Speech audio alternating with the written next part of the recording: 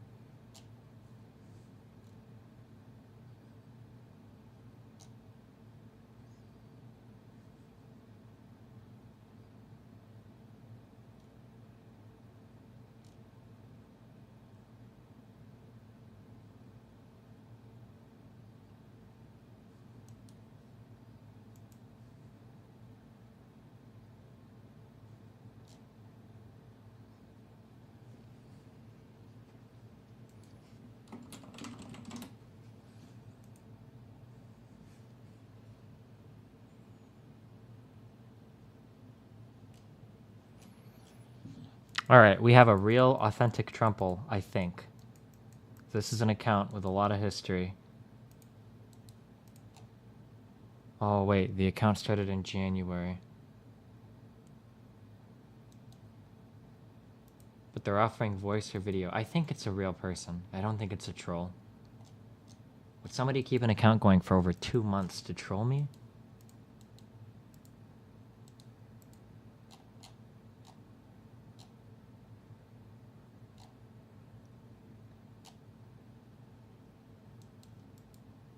Over 500 likes, over 200 tweets, follows 134 people.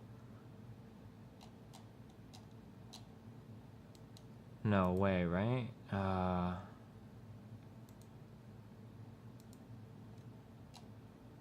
No, I don't think so.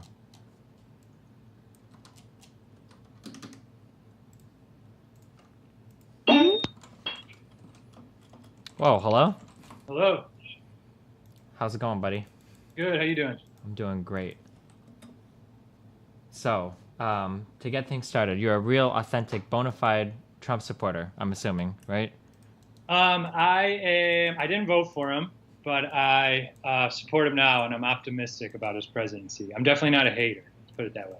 Gotcha. Okay, so I think initially we had some disagreements over college-educated people voting predominantly Democrat. Sure. Do you want to start there? I don't know exactly what all you want to talk about. I don't normally get actual Trump supporters that want to talk to me. So, Yeah, I think this whole thing started on that Twitter response, and I don't know how. I think you and I just fell into somebody's comments together, but it all started from. I think the gist of the conversation and what I kind of pushed back on was this idea that college educated means more intellectual and smarter. And I'm sure that if you tested college educated people versus non-college educated people on strictly IQ, that I'm sure college educated people would have a higher IQ. But in the context of that conversation, in the context of politics in this country as a whole, I think that's kind of a disingenuous and kind of I don't know if elitist is the right word, but view take that just because somebody graduated with a degree from an American college means that they somehow know more or their opinions are more valid. Isn't that kind of the definition of getting a degree, though? Maybe not that their opinions are more valid, but that they might know a little more.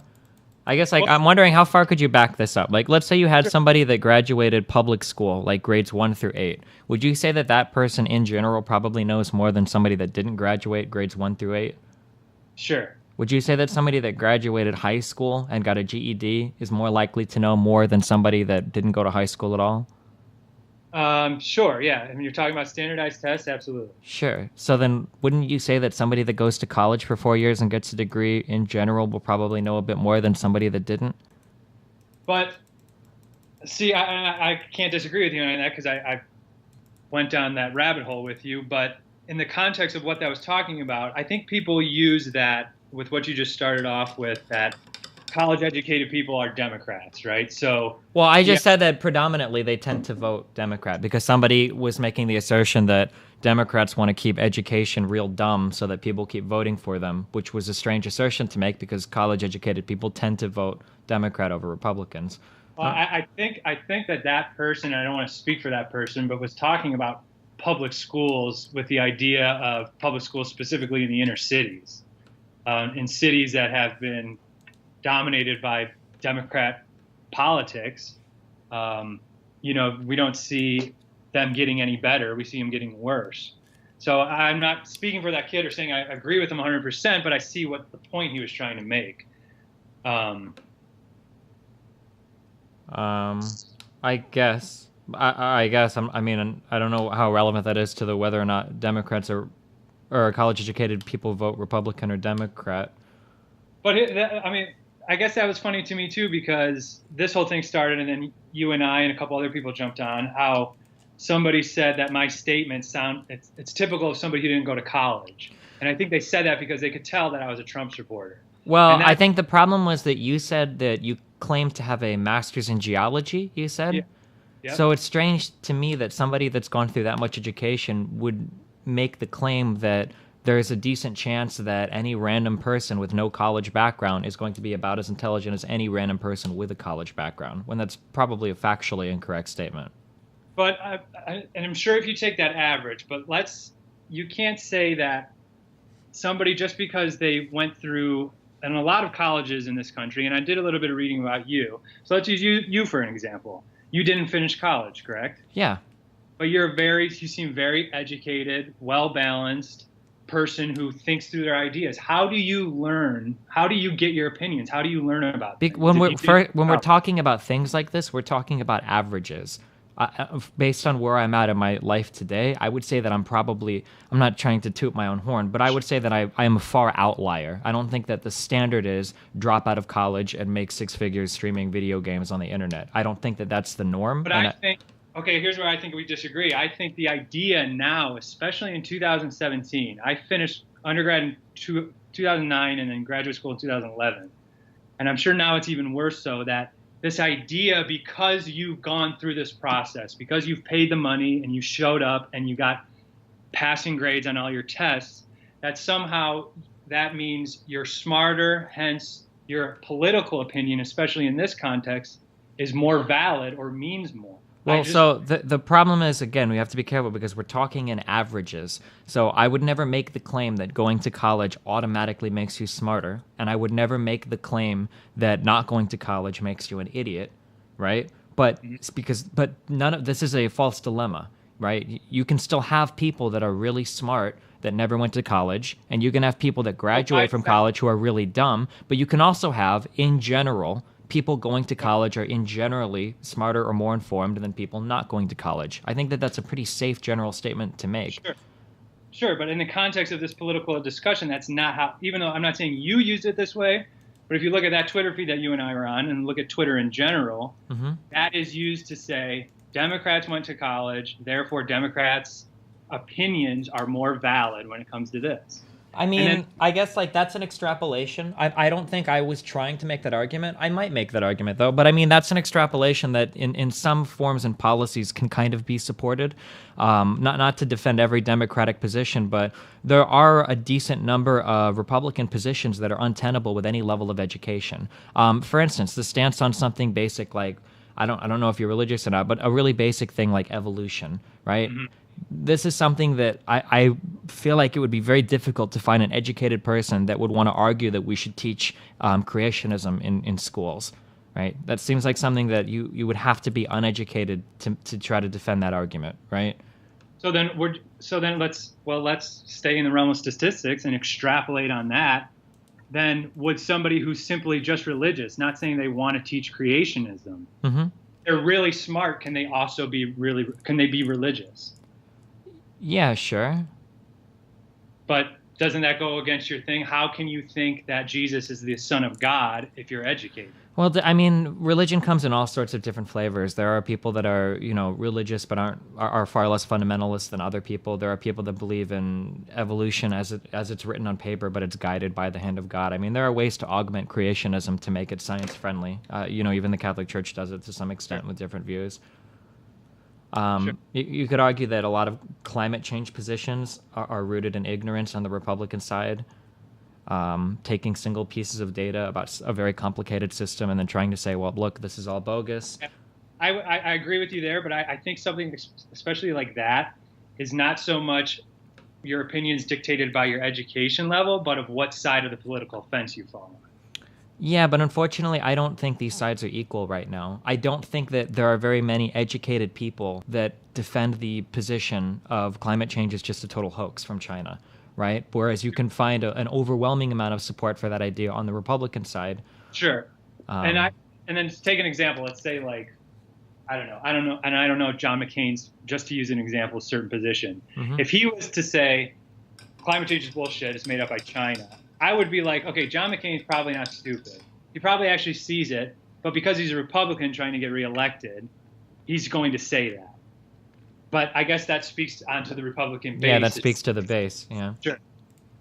I just thought it was funny how nobody believed that and I don't even know if you still believe, and we can, I guess, sort this out later, but that because I supported Trump, that it was unbelievable that I had gone through graduate school. Oh, no, I don't think that wasn't the unbelievable part. It was the assertion that an average college-educated person will be about as intelligent as the average uneducated person. See, I see what you're saying, but I still don't want to give that to you because I bring up examples and you'll call them anecdotes, and I understand that. But if we're talking about what's statistics, statistics is hundreds or thousands or millions of individual data points analyzed together. Well, let's just pick a few of those individual data points. If you go to a four-year university in this country and get some of the majors are ridiculous, like dance. General business administration is just like... Okay, even if you pick a liberal arts degree, you still have to take gen ed classes for 2 years to get it. Here's the thing with the gen ed. Gen ed, what do you learn in gen ed, especially now? Let's say in 1950, okay? You grew up on a farm and you decided to go to college. What gen ed would have done for you then is exposed you to subjects and to theories that you would have never otherwise been exposed to. And in that case, gen ed is great because it exposes you to ideas. But now, in 2017, with what we're doing now, you and I right here, with YouTube, with everything, why would a general Native American literature class be any more valid taking it at a school than just going online and learning about yourself? Because if people were able to teach themselves everything themselves, we probably wouldn't have a need for schools. I think people generally learn better under a curriculum with some degree of guidance and some kind of professor or teacher guiding them, and then having a standardized way of checking progress to make sure that the material is actually being learned. Yeah, I guess you could say that, but that's a pretty gross generalization to say that. Yeah, but that generalization is what the entire institution of education is built on. That. Do you think that if we had no education in the United States, that everybody would just learn everything they'd need to on their own? Yeah, and that's starting to happen. I mean, honestly, how is that starting to happen when the average American has a negative savings rate and a lot of people don't even know how to file their own taxes? I took a computer programming class in college, okay, and it was dog shit. I learned nothing. It was general theory, and I paid for that class. And I learned nothing. Now, you're to tell me that it's better to go to school to learn how to be a computer programmer than it is to go on lynda.com or any thousands of these things online. Are you married? No. Okay, let's say that your mom went to the hospital and you found out that your doctor was a doctor because they had watched every single No, YouTube no, video on doctor, heart surgery. lawyer, and scientist completely different. Doctor, lawyer, scientist, engineer. Of course, you have to go to college. I'm talking about your business administration kid who went for 4 years. Listen, this is anecdotal, but I think you'll find it vastly true in the average, under the bell curve of American colleges, public colleges. I know people who got like business administration degrees who out of college started off selling cleaning products to businesses because that degree really meant nothing.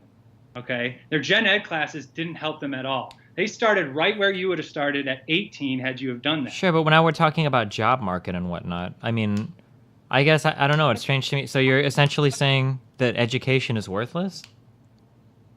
No, I'm saying the idea that if you go to college, you're throughout your whole life, you're So I'm talking about statistics and averages. What I'm saying is that a person going through college is probably, on average, going to know more than a person that didn't no go more through about college. what? No more about what? I don't know, just more about things in general. Have better literary skills, have better critical No thinking more about skills, maybe a little bit better on math or reading. Like, if I majored in like 18th century British literature, mhm. I would know more than you on that. If you But majored in 18th century British literature, you'd probably be better, a little bit better at critical thinking and analysis. You'd probably be able to read news I'm reports and not saying stories that- better. I mean, if you are you a computer programmer? No? You don't know how to program? I thought. Oh, no, I do video games, not programming. Oh, so you make video games? Well, I play video games. My Okay. job is a glorified monkey, but Okay, but you're successful at it, so. but I mean, like if somebody were to come out of a field, let's say that you wanted to analyze like some statement that came out of the White House, and you had to choose between an average layman and you had no idea what their education background, or you knew they didn't go through college and that's all you know about them, or you could take somebody who'd gone through and done 18th century fucking Renaissance literature, whatever. That's not I don't know if that's 18th century or not, right? But they do that, right? Well, that person probably can at least read pretty well and probably has like a decent Sure, background but in what's critical. to say that the other person can't read well? I'm I mean, not. what's- I'm just talking in averages, just on average. But no, you're not talking. You're talking about two hypothetical people. No, but I'm just if about I it. took a guy that worked at Jiffy Lube, there's like a 99% chance that he can change his oil, right? Sure. If I Right. take a normal person, they might not be able to do it. I'm not saying that no person can change their oil. There's a ton of people that don't work at a garage that can change their car's oil. But I know that if the guy went to Jiffy Lube and works at Jiffy Lube, I know he can change the oil. That doesn't mean everybody else can't. Sure. So same thing. So just because I'm saying that the layman doesn't have a degree doesn't mean he's 100% certified idiot. But I know for a fact that somebody that's got a 4-year degree has accomplished at least that. That's somebody that can show up for 4 or 5 years, go to school every day, complete their homework, take exams, do tests, read, and do math at a decent level, and pass out of college. Like that says something. Now it doesn't say this person's a genius, but it says something, you know. It says something that they can just continue with what they did in high school. You're right. Just show up. That's what most of college is. Showing up, going, I get it, studying. Yeah, but that's what most of life Don't is. You just you described like 90% of jobs is showing up to your job, doing the work, and going home. rather have, let's say, here's an example. Let's say we're talking about something in economics. And let's say you have somebody who is an economics professor, but they've never had an actual job in the marketplace. They just went to school, got their doctorates, and then became a professor. And you have a question about economics. And on the other side, you have somebody who, let's say, has been a commodities trader for the last 30 years, who somehow didn't go to college, but is just really good at what they do. Whose opinion would you take? That depends on what you want to know. And so this context of our conversation is whose opinions politically are more valid. Okay, but this is my problem is you're citing these exceptional examples, which is so intellectually dishonest. Again, this would be like some guy says, I want to grow up and I want to be a computer programmer. I'm in high school. I'm going to go to college. I'm going to work on projects. I'm going to get my comp sci degree and I'm going to do that. Right. And then someone else says, dude, Bill Gates dropped out of high school. Everybody should drop out of high school because everybody can be Bill Gates. Like that's an absurd statement to make. No, not even Bill Gates. Why would you, let's stick with computer programming. Why would you go to college to code computer? Why would you pay and then have to take those gen ed classes? This is the thing about gen ed and this idea. If everybody that went to college and if colleges didn't lower their bar because their bars are just getting lower and lower because they want to make money. Public universities want to make money. If everybody went to college and was like, I want to be better, then I would agree more with your opinion. But colleges have turned into, and this is kind of my point, they're degree mills. They're for people who don't know what they want to do, who just think, college seems better because this study said I'll have a higher IQ if I get this degree.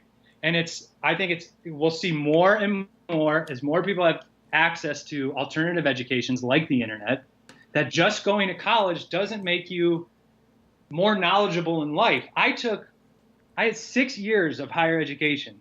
I took like a multivariate statistics graduate course. It was the hardest fucking thing I ever did. And I passed it. I worked my ass off. But I don't know anything. I can't tell you anything about multivariate statistics anymore because that was like however many years ago. So what does a gen ed class that you take at 20 do for you at 30? I mean, what does it say about the person that can't even take or pass that class if that class is so easy? Why are you assuming that person can't do it? What if that person chose not to do it?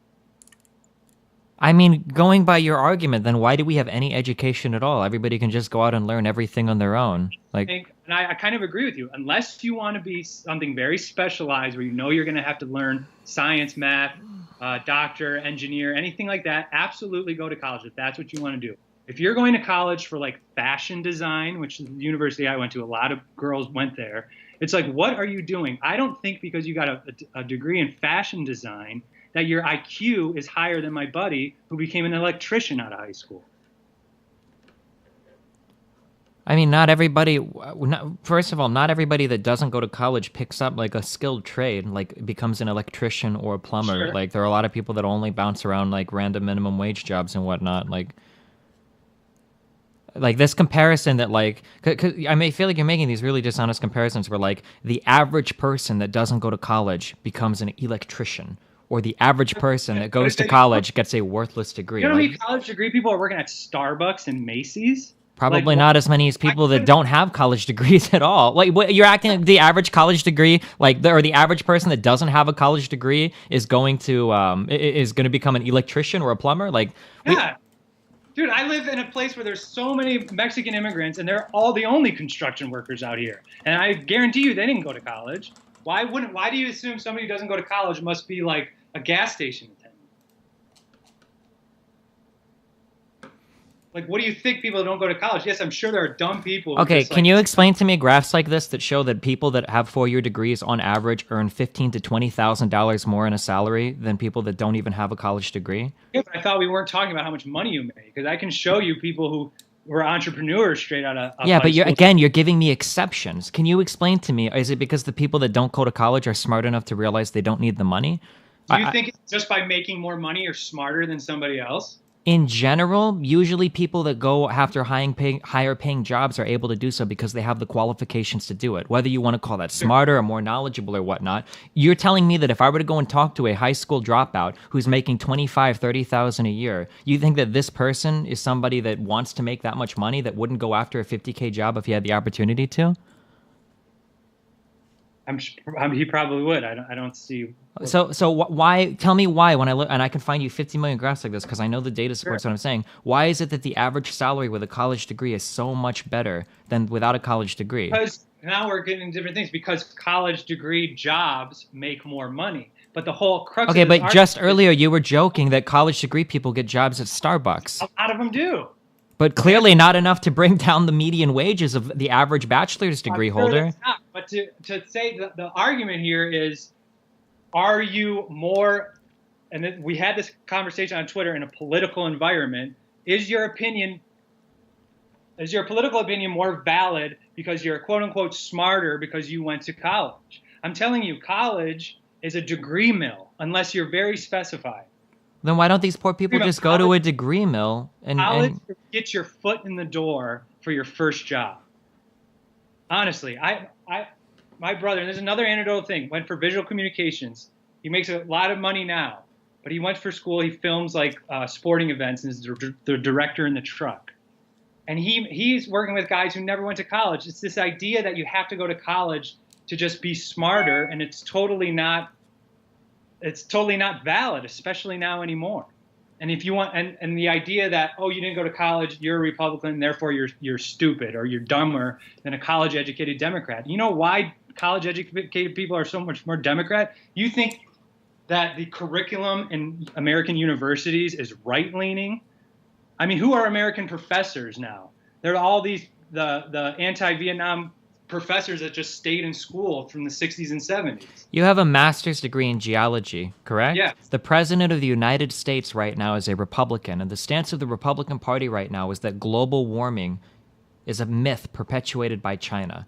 How do you expect educational institutions or educated people to take the sides of the Republican Party when they have official stances like that? Because that's not the only stance. And his interior secretary has a very nuanced response to that I don't know how anybody disagrees with. I don't care about the nuanced response of people beneath him. Trump is the president of the United States. Everything comes top down from him, okay? Right. And Republicans in general are opposed to, for instance, Trump's new energy plan doesn't make any mention of any, I think it's wind farms or solar plans, or solar power or whatever. Trump wants to go back and bring back clean coal or whatever the fuck that means. So when you have policies in place like this, or when you have Republicans en masse championing things like getting rid of contraception or abstinence-only education, when abortion rates are at 40-year lows, when you see... Because they're uneducated is not true. They do that because they're religious and they're conservative. And that's... Sure. I'm just saying that this idea that education is liberal, well, when the facts tend to side with liberals on some of these issues, it's really hard for it to be right-leaning. But I think what you're citing Trump was definitely on the campaign trail. I believe that he's since walked back that claim that it's just a hoax made up by China. I don't care if he has or hasn't. He tweeted it over 20 times. That's not a claim that a 70-year-old can walk back. He can't go back on everything he said when he was 68, 69 years old. And I don't think he's walked it back. I haven't heard from him walking it back. I mean, do you think that he just can't understand the climate data, or do you think he was trying to win an election on the Republican ticket? It doesn't matter. You think Trump is stupid? It doesn't matter. If he's appealing to a stupid voter base, that speaks more to the Republican Party than it does to Trump. It doesn't matter after he pulled the biggest political upset in the history of politics, that his stance on global warming doesn't matter, that he said it was fake. He won that election partly because of that stance. I bet you he thinks global warming is real. To the extent of what humans are responsible and what we should do. Then why was he tweeting about it before ever running for office? This is something that he tweeted about for multiple years prior to that. Because I'm sure he was just... entertaining the idea the entire time of running? Yeah, because didn't he not throw his ring in the hat the previous election? He got stumped. I think he was exploring the idea. I don't think he actually ran the 4 years previous, but... I mean, if you got to imagine that he does business all over the world. And if you're, to use an example, China, and you see, okay, these fuckers are kicking our ass in everything industrial, and they're not following anything climate rules wise. But back here, and he does have a point. I'm not saying I don't think climate change is false. Let me just put that on the table. But he does have a point that some rules that politicians have made up and saying, okay, this will help bring down our CO2 levels in 100 years. You have no fucking idea, but you do have an idea that it's going to cost more for a business to run in this country because of that. So I think that's 100% where he was coming from. Okay, but there are intelligent ways to state that. Like when you talk about things like, I think there was like the Kyoto Protocol, there are different conferences on global warming in the past. The problem with a lot of these conferences is that they exempt developing nations from a lot of these same kind of climate policing things, like India and China, which does give them an unfair competitive edge. That's an argument that a reasonable, educated, intelligent person can make that everybody should be able to understand. I think that it's bullshit that China is able to outcompete with us in these different fields because they don't have to follow the same stringent climate policies that we do. That's a fine argument. I would support that argument. I actually think that argument is wholeheartedly true, environmental issues aside. But I would never try to back that argument up by saying that climate change is a fucking hoax and then saying that we need to destroy the EPA and fuck the planet and we'll just jump behind. Because Trump's plan, you've never heard Trump on the campaign trail talking about bringing down more environmental controls on China or India. That's never what Trump is talking about. What Trump has talked about is eliminating or defunding the EPA.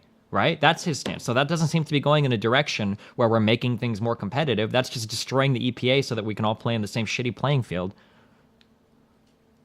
Okay, I can agree to parts of that. And I don't defend everything Trump says, and I don't think he's infallible. I think he does some stupid shit, so I'm not in here as an ardent Trump supporter. Again, I didn't vote for him nor Hillary Clinton, but Jesus fucking Well, Christ. I guess what has This Trump guy done is the so far definition that of you support, cognitive that you're dissonance. supportive of?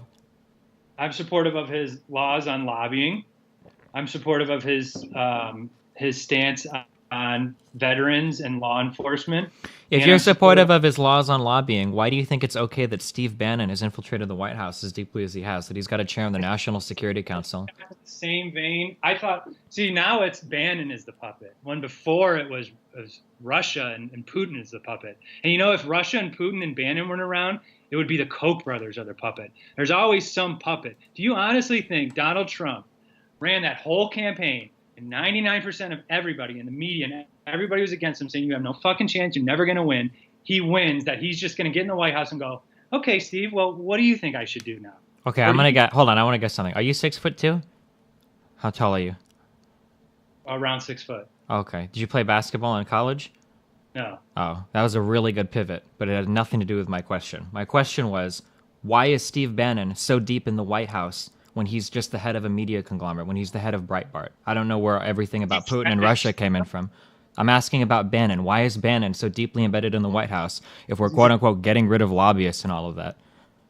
Because who do you want him to replace with? Do you think somebody that doesn't have like a massive? This is what's funny, because let me do a basketball move and pivot here, because this is the same vein. Let's use Rex Tillerson for example, and people are all up in arms. I thought he was going to drain the swamp. He's got Lehman Brothers. Was there anybody on the left who was like, hey, I haven't, like a Bernie Sanders type, you're like, hey Trump, let me work with you? First off, his pool of picking anybody was as shallow as any politician's ever been, and second, who do you want? Do you want like just a regular Joe Schmo from the street? Like this idea that like, oh, he's putting all these people in who have ties to Lehman Brothers. Well, yeah, I'd hope he puts some fucking people who know what they're doing in there. Like that whole argument, I just think is really weak. Okay, so then you don't believe in anything you said about lobbying. You don't think there's any alternative. There has to be lobbyists and people. Well, I don't think Rex Tillerson should be allowed to go from the White House to back to Exxon. No, Do you think? Did you vote for Aleppo Johnson? No, I wrote in Bernie. Okay. If Bernie Sanders or Aleppo Johnson or Jill Stein were president, do you think that their picks for Secretary of State would be like ex-CEO of ExxonMobil? Do you think that would be their pick? Or do you think they would find somebody that's not quite as deeply embedded into like corporate money and whatnot as that person? Why is like choosing a Rex Tillerson bad? He ran one of the biggest corporations in the history of America, one of the biggest money-making corporations in the history of this country's ever seen. And it's bad that he's our What does running a big business have to do with being Secretary of State, first off? He's done business all over the world. And that's what makes a Secretary of State, is somebody that's done business everywhere? Part of it. What makes a career politician like Hillary Clinton Secretary of State for Obama? Somebody with experience being ambassador and dealing with political dealings with tons of other countries around the world?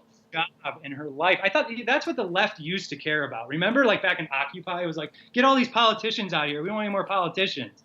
And then so here comes Trump, not a politician. Oh, he's terrible. He's not a politician. He puts in all these people who aren't politicians. Now all of a sudden that point's bad. Why did we not like politicians? Because they were beholden to lobbyists. Right. So now we're getting rid of the politicians and we're putting the lobbyists right into the government. That's the problem. It's not a win. Is Trump tied to... Trump is a lobbyist. He donated to every single person on the Republican stage. Who donated to his? Wall Street didn't donate. No, they don't need to, because he's the lobbyist. He doesn't need donations. He has his own money and his own business interests. We saw it today when he called out Nordstrom or whatever for stopping to selling his fucking daughter's products or whatever. Yeah. Right? Right. So what? So he's literally lobbying as president for a business. Dude, that's corporate bullying. We've seen this going on all the time. But he's the president. I thought we wanted the president so that we could get rid of lobbyists. Could you imagine if Obama made a statement saying, I disapprove that 7-Eleven isn't selling this pop anymore, and you found out that Obama got $100,000 from 7-Up or Mr. Pibb or whatever? People would be fucking furious. But when Mr. Pibb himself is the president, he can start talking shit about other soda manufacturers? Like, it doesn't make sense. Trump didn't attack, what was it, Nordstrom's or Macy's? Nordstrom's. Trump didn't go after Nordstrom's because they simply pulled Ivanka's stuff because it wasn't selling well. They pulled Ivanka's stuff because their last name's Trump. That's why he went after him. Is there proof of that? What do you think, dude? Come on. What do you I don't think Ivanka even sells any good shit. She's just like a celebrity. Isn't that pretty common for celebrity shit? That it's popular for like a year or two and then they drop it? Like, all of a sudden, all those people refuse to dress Melania and Ivanka. All those people. You really think it's just a coincidence? Trump's been president 2 weeks. even if it is, it's not the president's job to start bullying private companies around. Trump's like Twitter behavior, which I agree is at times egregious, and it's like, why are you even doing? But at other times, I am for it because he's completely jumping over the media and just telling you how it is. But how it is, I mean, we live in the United States. A private business can sell whatever they want. Why should you have to worry about backlash from the president as a private business over whose line you decide to carry? A private business shouldn't be making their decisions based on if they're carrying the president's daughter's line. A private business can do whatever they want. It's a private business. As long as they're not discriminating against a protected class, they can stop. Is it illegal for Trump to do that? What? Is it illegal for Trump to tweet that? I don't know, but it's sure as fuck is unethical. Okay, well, it's not illegal. I think it's unethical for fucking Nordstrom to pull his shit. So that's your mark. So that's your mark, is whether or not it's legal or not. That's going to be the line. As long as Trump doesn't do something illegal, then it's okay. That's why we have the Constitution. Yes, that is the mark. Of course, the left is never going to see what Trump does as anything good. I mean, I disagree. I think a Supreme Court pick was actually okay. It could have been a lot fucking worse. Sure. It wasn't horrible. Sure. But a lot of the other shit that he's done has been like beyond description of just. Let me throw you a. What if like Ted Cruz had won the presidency? There would still be people. The Women's March probably still would have happened, right? They're just not. People just aren't happy with conservative. Okay, you're giving all sorts of like these crazy false equivalencies and these like the women's march. Dog, Trump is literally on record saying that like I'll fuck any woman I want because I'm fucking famous. You want to get into that? I'll get into that with you. That was shit talking with a dude 12 years ago, and he said it was locker room talk, and all those athletes are like, well, we don't talk like that in the locker room. Bull fucking shit. I played 7th grade football. We talk like that in the locker room. 7th grade footballers aren't running for president. But dude, you know what's funny is that argument is like, oh, he can't say that because you can't say that against women. If that was true, 90% of the rap songs that are popular in the United States, people would be up in arms about. But rappers aren't running for president. But here's the thing. But okay, so is it okay for me, because I'm not running for president, to go up to a girl and say, hey, can I grab you by the pussy? Do you think that's okay for me? No, it's not. But the standards are a little different. It doesn't make it okay. But like if you're an entertainer and you're private and you want to do some shit like that, then that's on you. Why is that okay? I'm not saying that it's okay. But that's the hypocritical thing, and that's what. When I was in college, I was a liberal. And that's the thing that's really been turning me off. It's hypocritical. If you're going to say this guy can't say grab him by the pussy because it's wrong to say grab him by the pussy, then these people can't be calling women bitches and hoes and half the shit that we let other people get away with. If you're up in arms because you can't disrespect women like that, you should be doing fucking a protest every other day about things that have nothing to do with politics. I don't agree with this idea that just because you can watch a movie or listen to a rapper say a certain thing, that means that it's suddenly okay for the president of the United States to do it. You're trying. 12 years ago, dude. He wasn't the president. 12 years ago, he was like 58 years old. It's not like he said this when he was a teenager. Famous rich guys. What do you think their conversations are about? I don't know, but it looks really bad when women have been protesting for fair treatment under the law and for equal rights, and guys are constantly saying, dude, shut the fuck up. Women have it fine. There is no double standard. Stop being a bitch. Calm the fuck down. And then you get a president of the United States who's literally on record in his late 50s saying, I'd just like to grab him by the pussy, you know? That sounds kind of bad, you know? A guy in a bus where nobody was around. He was mic'd, dog. He was mic'd when he said it. And funny about that is people were like, now think about it, the children have heard our president say that. If you didn't fucking leak that tape, or if somebody didn't leak that tape and Washington Post didn't try to bring down his presidential run with that, no children would have ever heard him say that. It's not about what he said, it's about what he thinks, and it's about the fact that that idea can trickle down. Dude, people aren't like abusing women now all of a sudden because Trump is in office. It's like not. It doesn't have to be like a direct abuse. Like it This could just guy be would like get a the general like thought or a general trend in thought or general feeling amongst a population of people. Much the same way that people can still experience racism or sexism without somebody literally lynching them or killing them for being a black or being a woman. Women have been more detrimentally affected by what Donald Trump said 12 years ago, or by like rap culture and how they treat women. What do you think has been more detrimental in this country towards attitudes? Why does it have to be a dilemma between one or the other? It can be both. Nobody's saying anything about if people were out. But that's not true. People talk about rap culture and shit all the fucking time. It's just it's not as I mean, we can search for blogs of people that criticize different lyrics from different rappers. Look at all the hate that fucking Chris Brown gets for beating the shit out of fucking Rihanna or whatever. Like, there's tons of people that have problems with shit like that, but it's not as popular. And I mean, apparently, women all around the world, across all 7 continents, disagree with you because they all felt like it was decent enough to march against during that Women's March. I mean, I feel like there's probably something going on here, right? Yeah, there is something going on. And what Trump, whether you like him or not, what he's done is, for the first time in my lifetime, made people actually actively engaged in their politics. So whether you hate him or like him, the fact that everybody's paying attention now to what the president's done is a net benefit. If you were to elect somebody and they were to walk around raping everybody in the White House, that would probably cause people to pay attention too, but that doesn't speak to the merits of the person doing it. That's a big jump, but okay. Well, your argument is that, well, at least people are paying attention now, so he can do abhorrent shit and it's okay because people are... What has he done? Like, this idea that, like, he's tearing down this country and we're going to be, like, nuclear war. Like, it's the whole left is Chicken Little. I mean, which particular action do you want to talk about? How about this weird idea that we need to go back to Iraq and take their oil? They're supposed to be our ally. Take the travel ban. Okay, how about the travel ban? We arbitrarily picked 7 countries and banned travel from them. Why? Where did that list come from?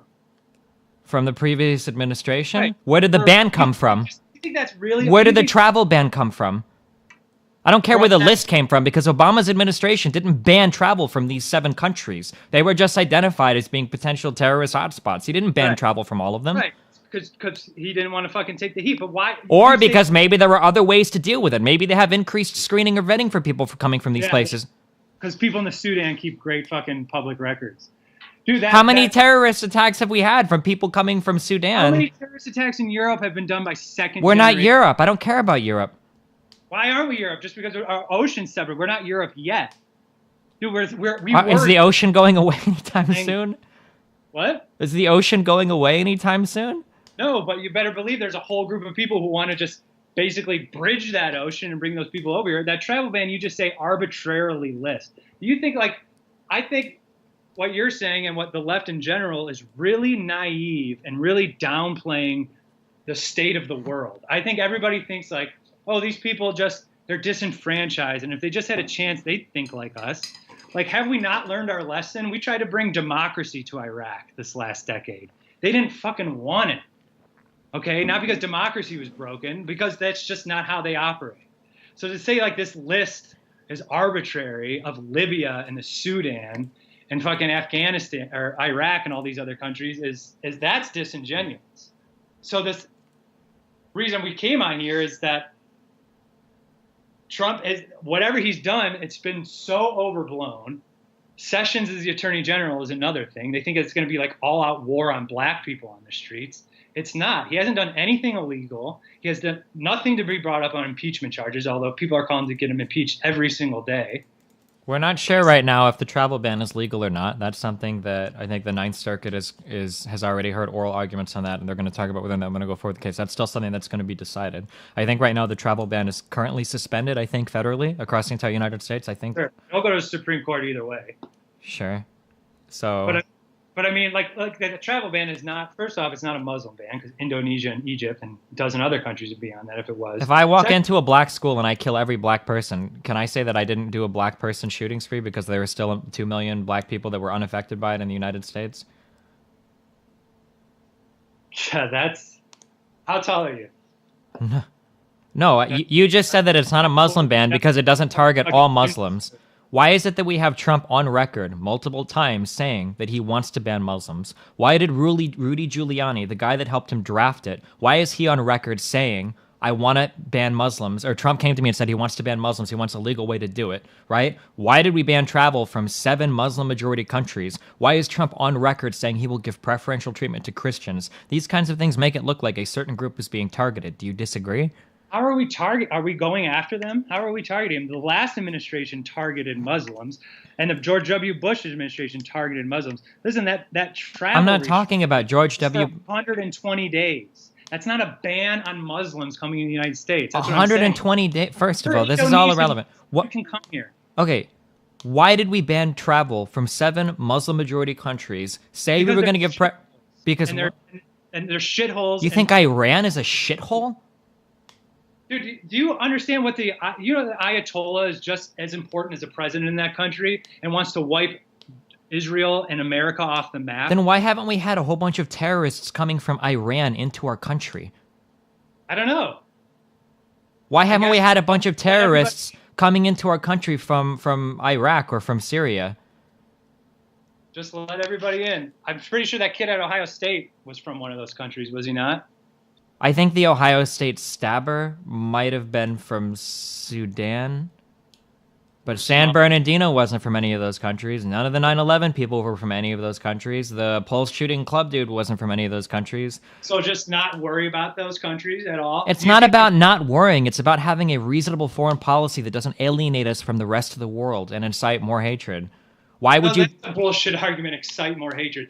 You and I are not allowed in Saudi Arabia? I don't give a fuck, first of all. I don't want to go to Saudi Arabia. Secondly, I don't want the standards of my country that is supposed to be the freest country on the fucking earth. That's the bullshit that I was fed for 28 years of my life. I don't want my standards to be compared to Saudi Arabia. When you wake up in the morning as an American citizen and you say the Pledge of Allegiance, do you think, I hope we do a little bit better than Saudi Arabia today? Why are you so concerned about non-citizens? What? Because they're humans. Because we're the United States of America. Because that's always been our motto. The Declaration of Independence and the Bill of Rights extends to the borders of this country. And if you want to be the Mother Teresa of the world... It's not about being the Mother Teresa of the world. Go and read the inscription on the Statue of Liberty. Look at the 1900s. How many different groups of immigrants have come to our country that we've welcomed with open arms, that have built amazing businesses? Fucking Trump's mom is a fucking immigrant. Trump's wife is an immigrant. She came here on a fucking green card. So even Trump loves immigrants. What is this idea that we need to exclude the rest of the world? That doesn't make any sense. That's never how this country has worked. Like the rest of the world, 7 countries have temporary travel restriction on them. And you're saying we want to exclude the rest of the world. Can a Muslim from Egypt come here? Yes, they can. Why would we restrict travel from 7 countries when we're trying to build bridges with the rest of the world? There's a brand new administration in these countries throughout different administrations have said these countries are dangerous countries. But we haven't had... There is tons of... Saudi Arabia is a dangerous country. Why are people from Saudi Arabia allowed to travel here? Because our relationship with this whole country, Saudi Arabia, is fucked. Nobody's died from increased CO2 levels. Do you want to just stop worrying about climate change? First of all, I'm not even sure if that's true in terms of climate change related deaths. I don't know how many of those are around the world.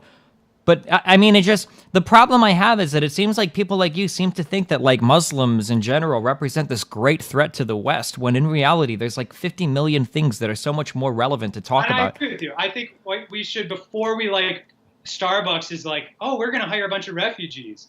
How many homeless veterans that are citizens and have done something for this country could use services like that? I don't know. It sucks that the VA is having trouble hiring doctors right now because Trump just made a massive across-the-board federal freeze on new hires for...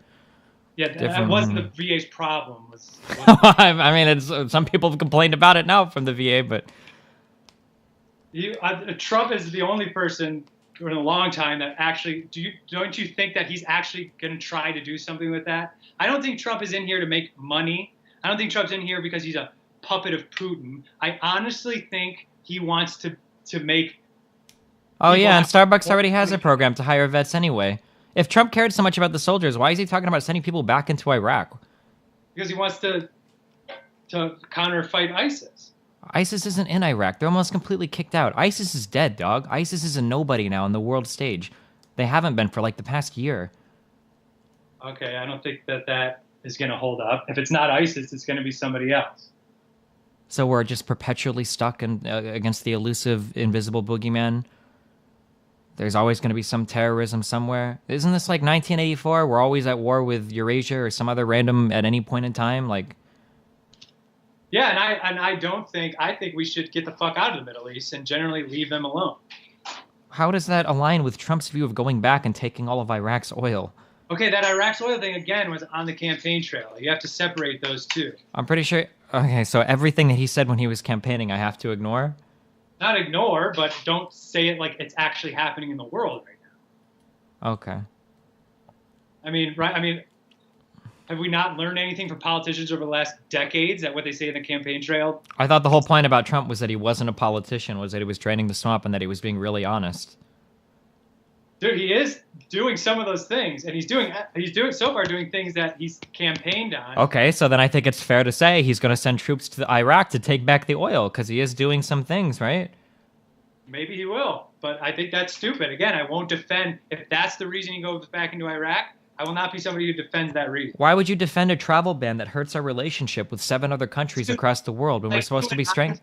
You and I are not in the national intelligence community. Here, it harks back to, I think a lot of people... Dog, Trump gets his national intelligence briefings from Fox News when he goes up to his room at night. Come on, you don't actually believe That's what multiple reports have said, and all of his tweets that come after the O'Reilly factor all reference stats from the show. You don't think that like General Mattis has like an opinion that's probably more valid than most people in this country, and he doesn't have Trump's ear? I don't know. The previous administration didn't seem keen to ban any of these countries, and they'd even identified them. So why does Trump's administration think it's a good idea to do so? He didn't put forth any of those arguments. The only arguments that he's put forth are imaginary terror attacks that hadn't happened, and one real terror attack that did happen that he stopped talking about when they found out the shooter was white. Iraqi refugees? What?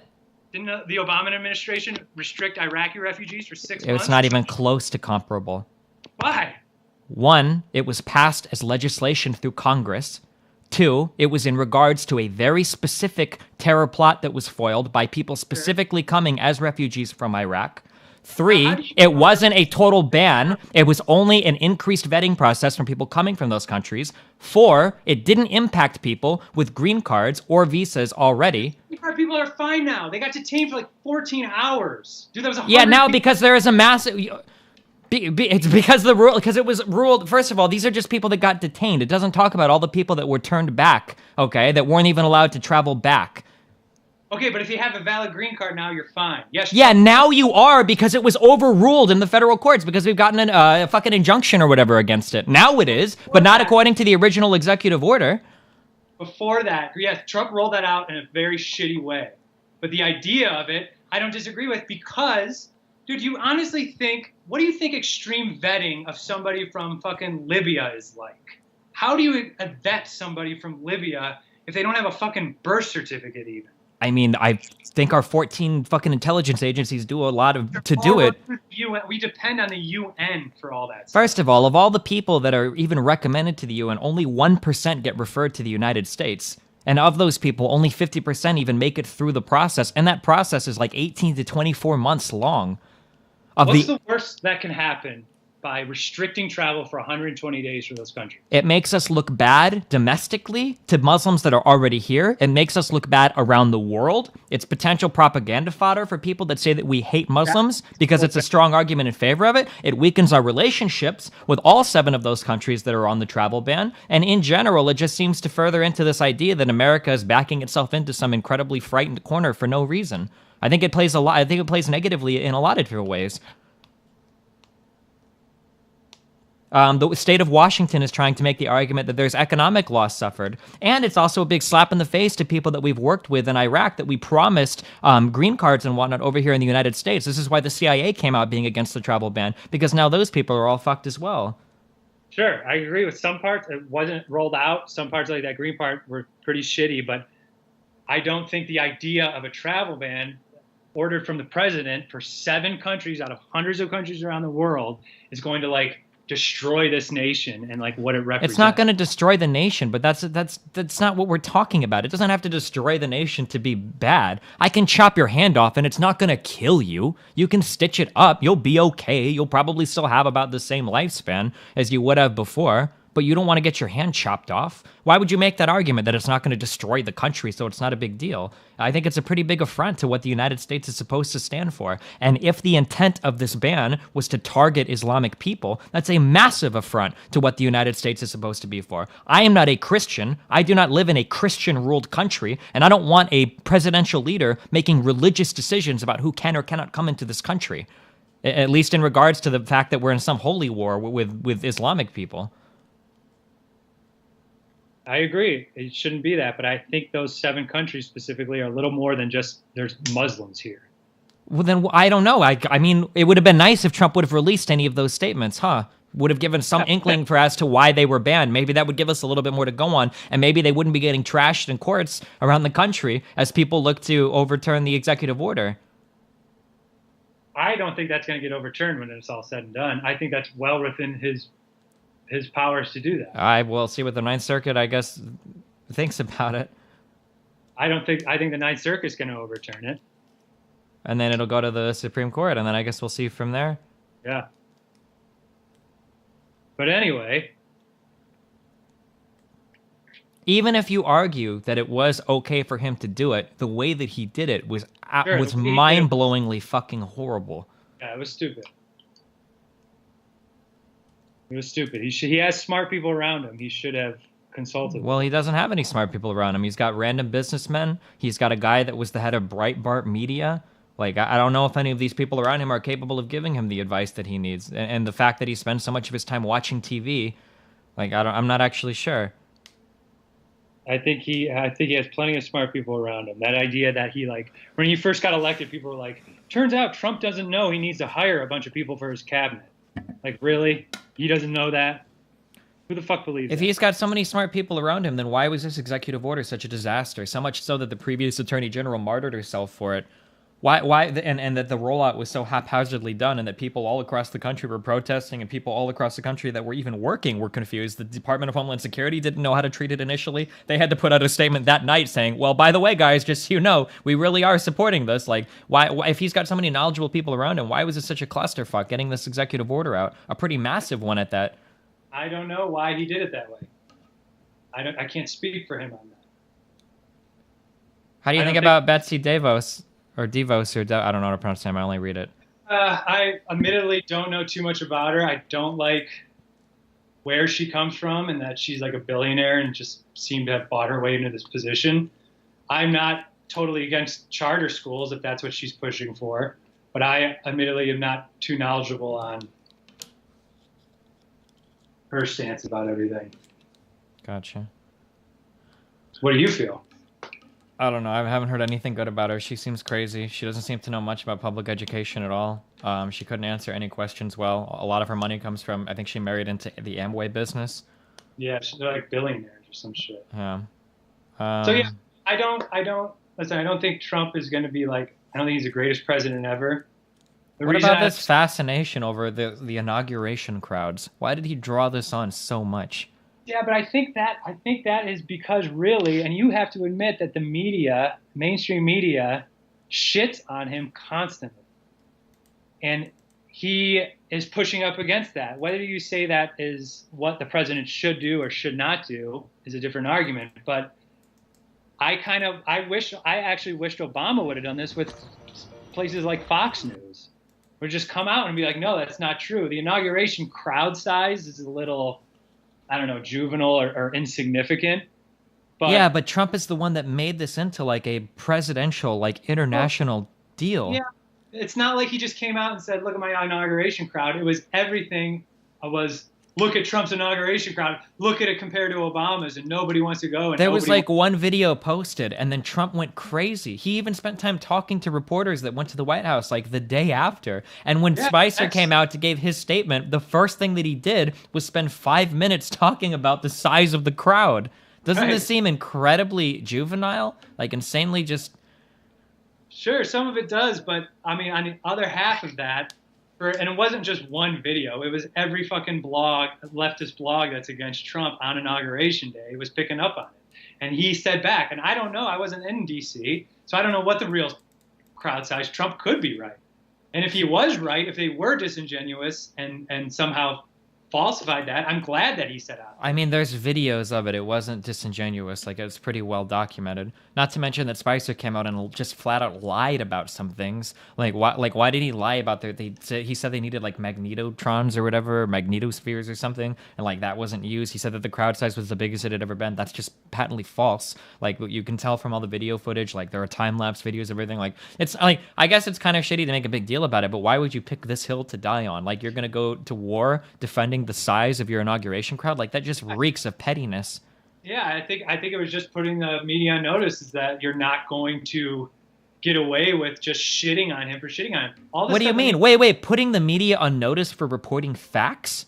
No, not to say that the media is going to get shut down and you're going to get jailed, but you're not going to say, like, Trump didn't know he had to hire a cabinet and then just, like, run with that. Dude, how many stories? I mean, there are still hundreds of appointments that are missing right now that the Trump administration hasn't made. Like, how many stories have been put out since he's been elected where they put it out and everybody tweets it, the Washington Post and all this shit, and then, like, 6 hours later they're like, oh, retraction. So that's what he's going up. How many times has that happened?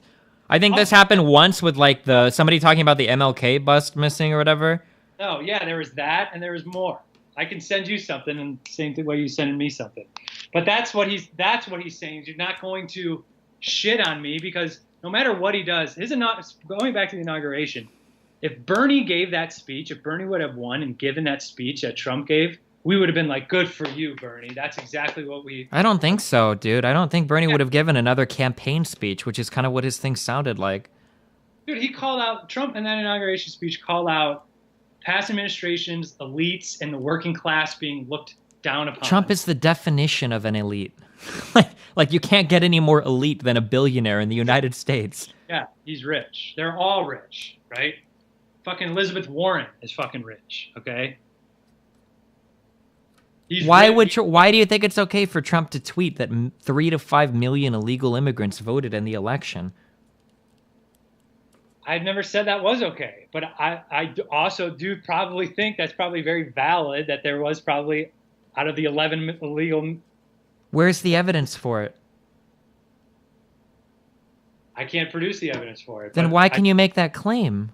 I didn't make that claim. Well, for Trump, I'm saying, like, Trump, why can Trump make that claim? Why do you think that it's valid for him to make that claim if he has no evidence for that? I don't know. I can't speak to that. You're probably right that you shouldn't tweet out, like, specific numbers. Why is he saying things like calling CNN fake news when he's got literally Mr. Breitbart as part of his administration? Are you saying CNN hasn't been shit? Are you defending CNN right now? In general, yeah, sure. Dude, CNN is trash. And we knew that before Trump ever came around. Do you think CNN is... How do you think... Because they debate questions to fucking Hillary. Yep, that was a problem. She got fired for it. So that invalidates every single thing CNN has ever done so then. Many other things. Did you go to CNN to get your news? Sometimes, sure. I'm glad when he had that press conference, he wouldn't take that question from CNN. I fucking love that. Take questions from everybody else. Because you know why he did that? Because they were the motherfuckers who picked up on that BuzzFeed article about that bullshit. Except they didn't even publish the BuzzFeed article. I don't think Trump even knew what he was talking about. This is the thing on Twitter. Like, you just put a headline and that's the truth. Yeah, but CNN explicitly did not publish that dossier because they couldn't verify it. They reported that it was passed around. I don't know. Ask McCain why he gave it to Comey. Dude, yeah, because that dossier was passed around for what, months or years, and nobody ran with it because they're like, okay, this is clearly bullshit, and we're you know what else was clearly bullshit? The Hillary email thing, and it almost sank her campaign. What was bullshit about that? Did she not have a private server? She did, but it doesn't seem like anything that was as serious as the Republicans made it seem like. But you better believe that dominated headlines for like 3/4 of the fucking election process, and it even came back a few days beforehand because of the parallel investigation on Anthony Weiner. Sure, and they fucked up with that. That's on them, man. If Hillary Clinton was a fucking low-level government employee and did that, you know she'd be fired. I don't know. Do you think Breitbart is like a legitimate place to get your news from? I don't think it's a legitimate place to get your news from. It's hard to find a legitimate place to get your news from. Why do you say that? Because, dude, like, do you think Washington Post is a legitimate place to get your news from now? I think you can. Yeah, sure. Yeah. I think you can take like bits here and bits there and bits here, and that's what I do. I go to see it. See, I hate read things, or not hate read, but I read things on the left that I don't agree with, just to get a better, broader knowledge. And I don't think people on the left do that with sites like Breitbart. I think they go, "Oh, this is from That's Breitbart." because Breitbart is a garbage site that doesn't have any legitimate reporting on it. Breitbart is just shit blog spam, similar to another site called The Federalist that Trump actually tweeted out today. And so is Salon and Slate. No. Yo, come on, dude. Slate. I don't know as much about Salon, but I'm pretty sure Slate does actual articles with actual research. You said you have a master's in geology. Breitbart literally posts articles proving, quote unquote, that climate change is fake and a hoax made up by the liberal agenda. I'm not defending everything Breitbart puts, but to say that like Breitbart's like the only examples of shitty news sites that are popular are on the right is ridiculous. It's not. No, that's not true. I think that like it hurts to say it because every day I'm starting to lean more my way. But like I think that like Fox News, you can get at least factual news from there. But a thing like Breitbart is literally on the tier of like Facebook spam shit. That like it's just right. Breitbart is like opinion. If you want to go and hear the same shit that you already believe in, you'll go to Breitbart. But it's the same with fucking Jezebel and Slate. I mean, it's just the right side version of that. I'm not sure. I'm really uncomfortable with the whole discussion on fake news because it sounds to me like you think that every single thing put out by CNN is just fake. No, I just don't think they have any credibility. Compared to who? Who has credibility to you? In terms of general news, I don't know if I can name maybe. I still kind of respect New York Times, even though Trump shit on them. Well, Wall Street Journal, Christian Science Monitor, I try to go to for nonpartisan news. And wait, what was the last one you said? Sorry. Christian Science Monitor. Okay. But it's just it's hard. I don't think CNN. Like I'll read stuff on CNN, but I don't take their word for it.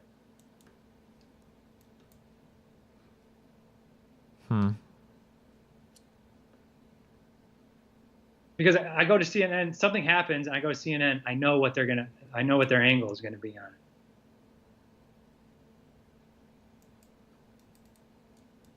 Gotcha. Well, like, okay. I guess, do you have anything else you want to talk about? I don't think so. This went for a while, but. Gotcha. Well, hey, I just want to say that I support him. I'm not going to defend every fucking thing the guy does, but, but I think that this Chicken Little thing and that this country's going to fall. We have a lot of people share a lot of the same goals, and we're constantly being divided. And if we stopped for a minute with all this shit, we would see that some of the stuff we want is the same.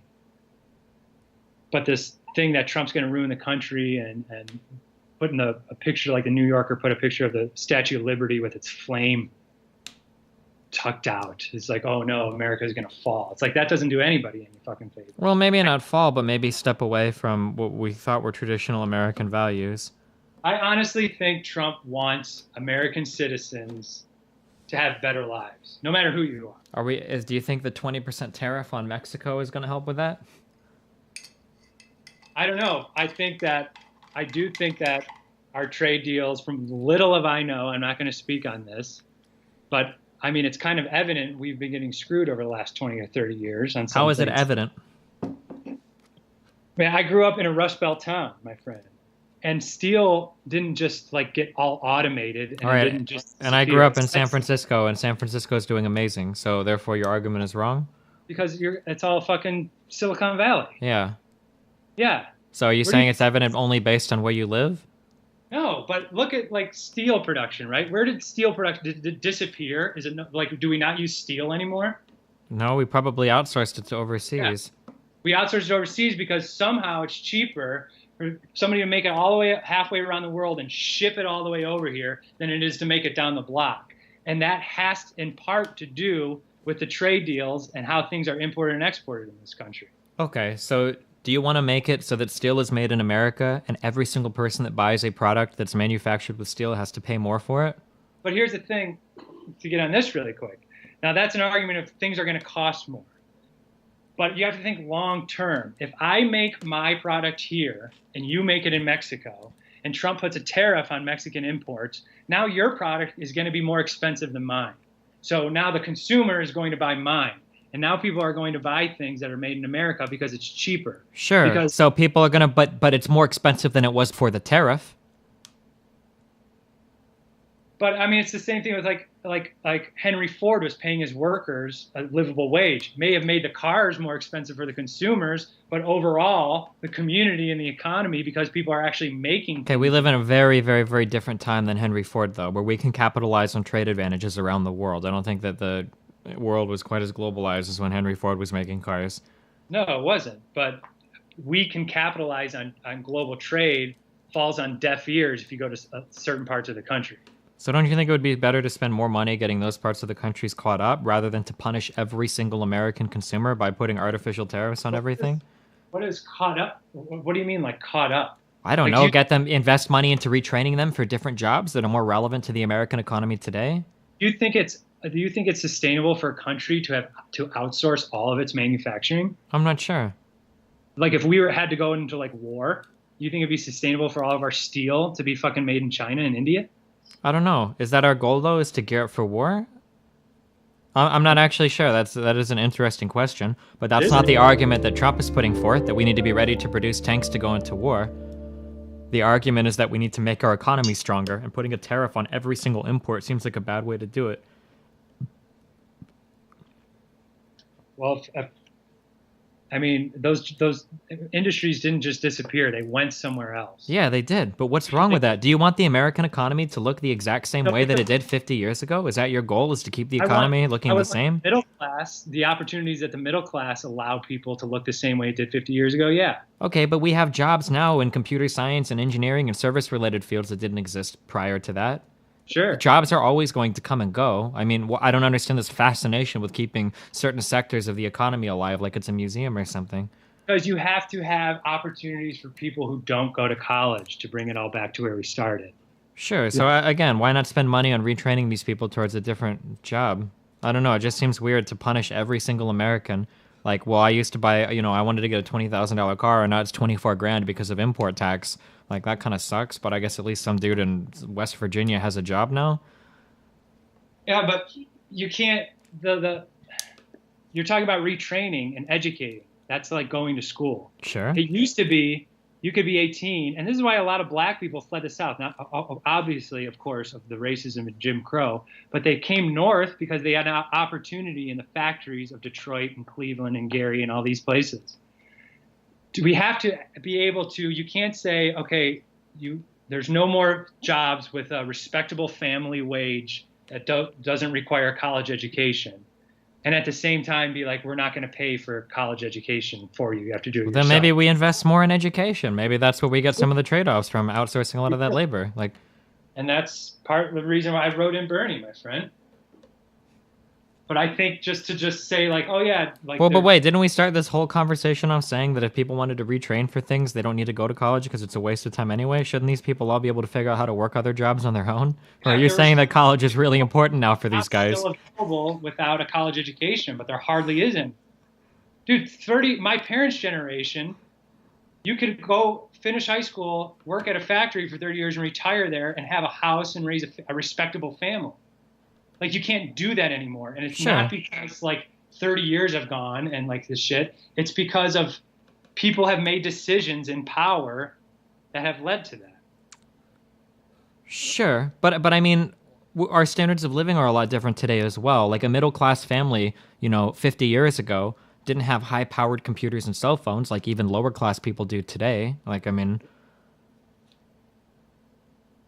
That's correct. I don't think everything should be like brought back here. I don't think we should make like, fucking everything that's made in China be brought back here, but like sustainable industries that are important to a nation's economy, I think are important to have. We've just like abandoned manufacturing here. Yeah, I don't know. We've covered a lot of things, but. All right. Well, hey, man, I appreciate the conversation, buddy. See you, bro. Have fun. Have a good one. Good luck. What do you do for work? I'm just curious. Do you know, I work I work in the public safety in the government. Oh, damn. Yeah. Are you like like civil engineering or anything, or? No, I don't. It's not like I'm not like making any decisions for the government. I do like geospatial stuff, spatial analysis and everything. Holy shit, like city planning stuff, or? No, not quite. It's like just public safety, like emergency planning. Oh, gotcha. Okay. Yeah. So. Well, hey, But man, I hope you yeah, don't, nobody gets fired because there's that big public freeze on everything. yeah. So, good luck, dude. I appreciate the conversation. A lot of Yeah. people don't want to come on and talk, so I'll see you later, man. Have a good one.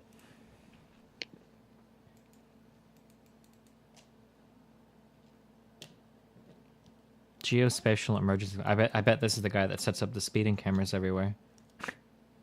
I'm just kidding. Ah.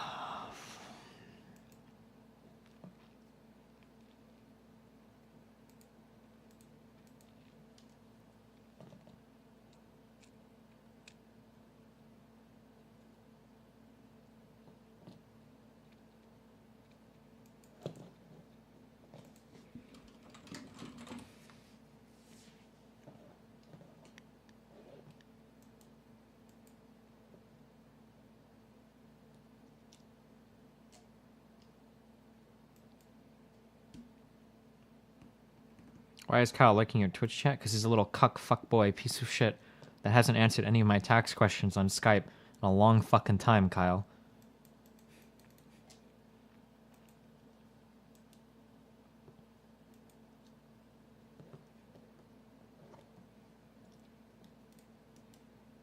Okay, I'm having the scrolling problem on my computer to the left. Can somebody tell me why? I don't know why it's happening. How do I fix the scrolling problem in my chat?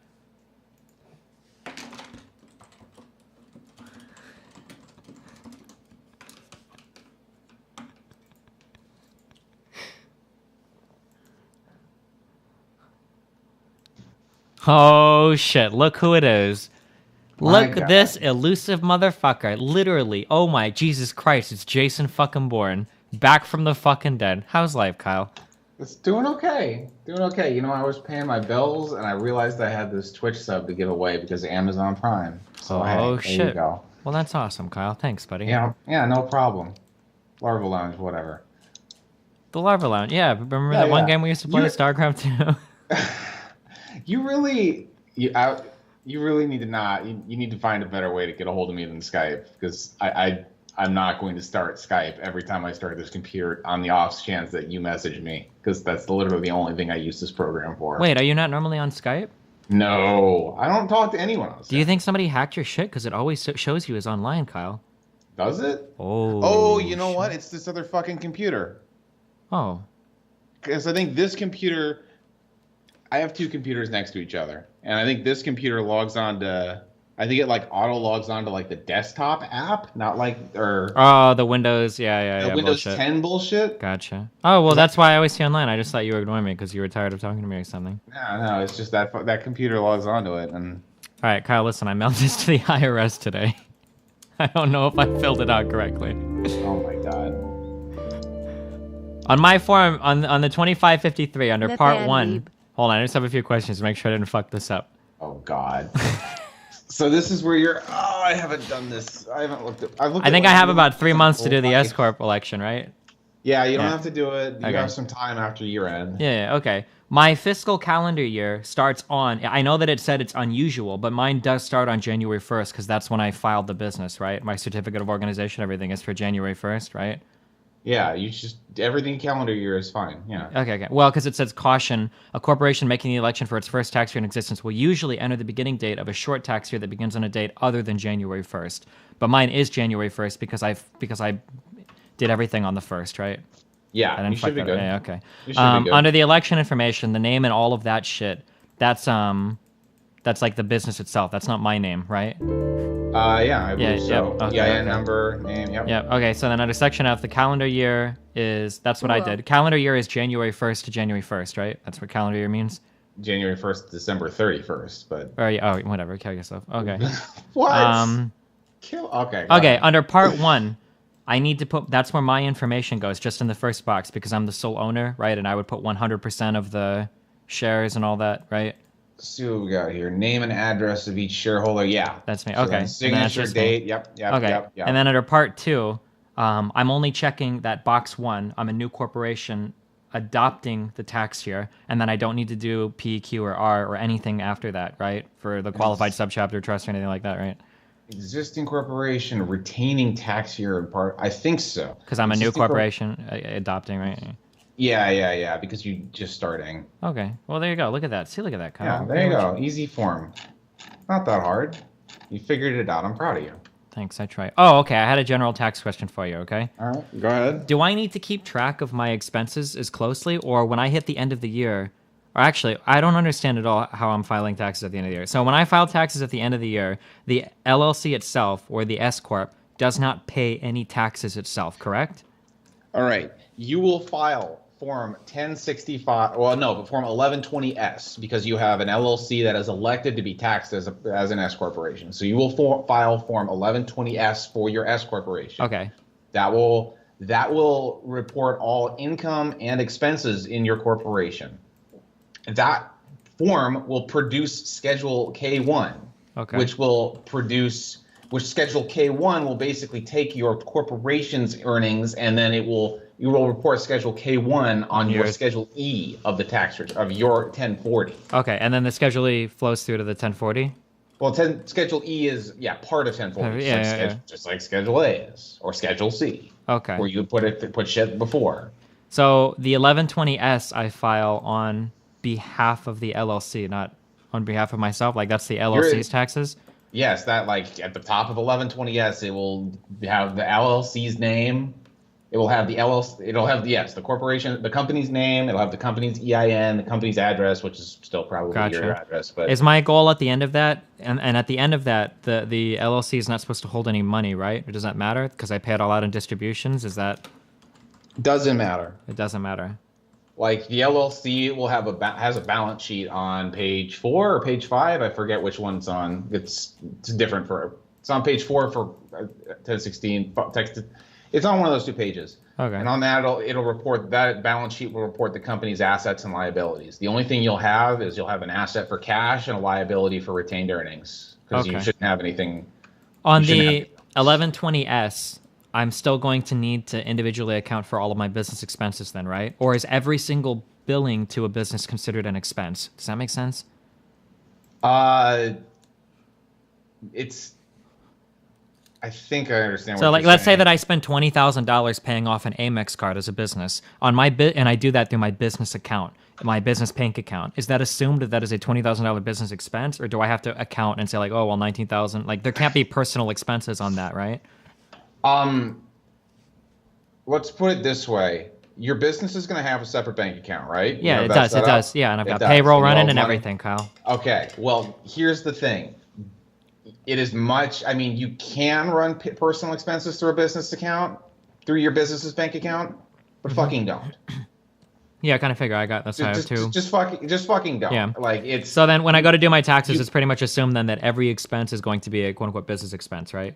Yes. Yeah. Okay. Correct. All right. Because I mean, like you can like disallow expenses and stuff like that, but it's just like, why would you do that? Don't do that. You're just making it way more complicated, and you're raising way more questions for the IRS than you need to. Just personal bank account for personal things, business bank account for business things. Gotcha. Okay, sick. I got approved for, not only do I have that Amex card, I also got approved for the Chase Inc. Business Preferred card for my business, Kyle. How exciting is that? Wow. What does that mean? I don't know, but there were like 3 people in chat that I was talking to, and they all said I wouldn't get it, and I fucking got it, Kyle. With my shitty fucking credit score. I fucking got it. How do you have a shitty credit score? Because my credit's still fucked from my carpet cleaning days.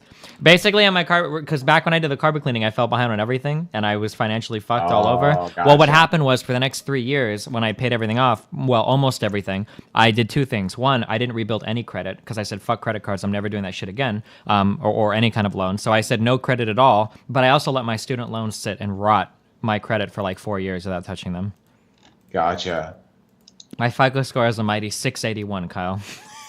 I was looking. Where's my FICO score? Do your FICO score. Oh, God. Oh, man. 761. Get wrecked. Fuck you, dude. Get wrecked. Oh, man. I'm building it though. Don't worry, I'll catch up to you in like a year or two. Okay, I'll get up there. I can't imagine my credit score getting higher than this. I mean, I have a credit card with bills, and I just pay them. Sure. I guess I have no debt. I have no idea what goes into a credit score, and I don't. Well, Kyle, that debt to the debt to credit ratio is real important. You got to keep it at 30%, Kyle. Oh man. Also, tell Kyle about your Iowa tax memes. Kyle, they fucking they got me, dude. They levied my bank account. Okay, so a long time ago, Kyle, I fucked up my taxes on Iowa side. Okay. Okay. I fucked up my tax on Iowa side. When you know how you can digitally enter your W-2s? You mean like digitally enter them where? Like if you file like via TurboTax, if you file federally, if you do the e-file, you don't actually have to send in the W-2. Yeah. Well, when I entered my W-2 info, I wrote that my withholdings on my W-2s were paid in Nebraska instead of Iowa. And so what happened was Iowa thinks that I owe them all the money that was paid on my withholdings, and I never amended my Iowa tax return. And because I was young and retarded, this was in 2009. So like 2 years after that, they sent me a letter and they're like, "Hey, you owe us taxes." And I'm like, "Man, fuck it. I don't know," because I just didn't give a fuck.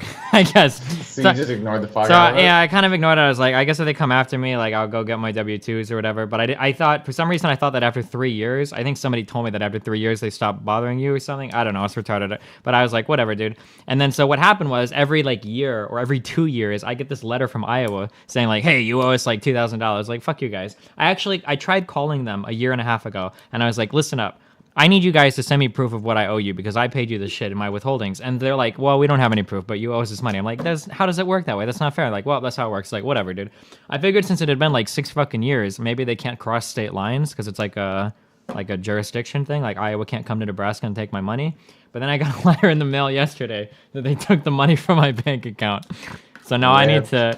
So now I paid my $86 today. Actually, I mailed out forms to the Social Security Administration to see if I can get physical copies of my W-2s from 2009 because Harrah's or Caesars or whatever doesn't have them anymore because they dumped all that shit. Yeah, you asked me about this like 3 years ago. Yeah, I might have. Yeah, it was like were you like, "Hey Kyle, can they actually come and get my money?" Because it doesn't seem like they could because they hadn't before, I guess. But maybe they just grew the balls now to fucking. Well, you didn't tell me I think everything, but you had told me it's like, "Hey Kyle, how do I get a W-2 that I don't know where it is anymore?" Yeah. And I'm like, you don't lose that shit. Rip.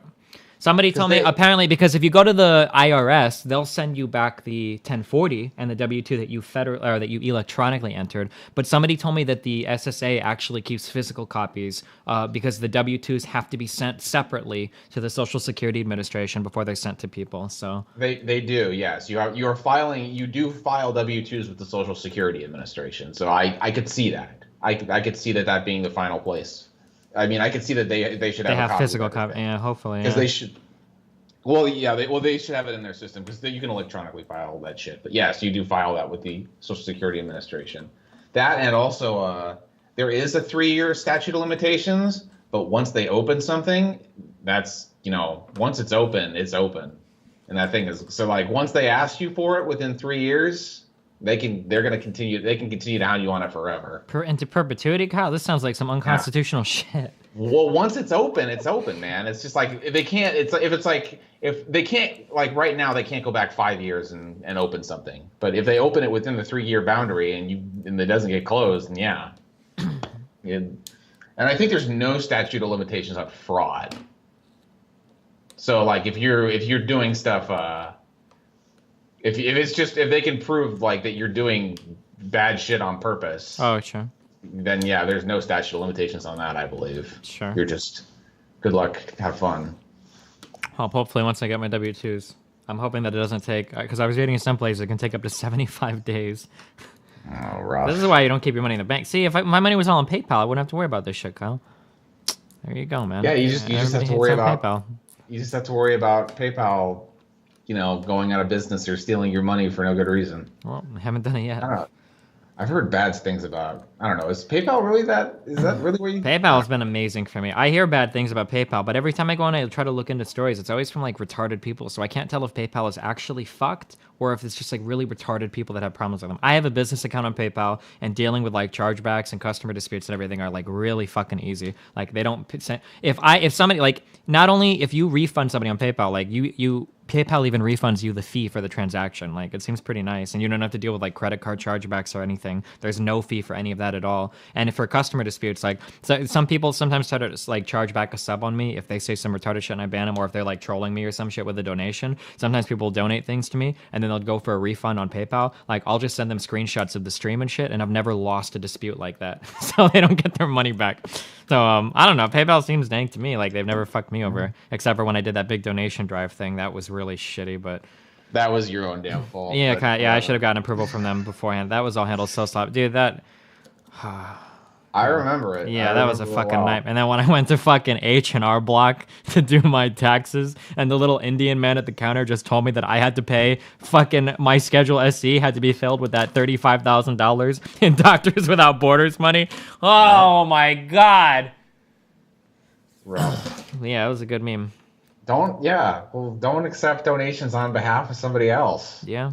Just use something else. Have them donate directly. Yep.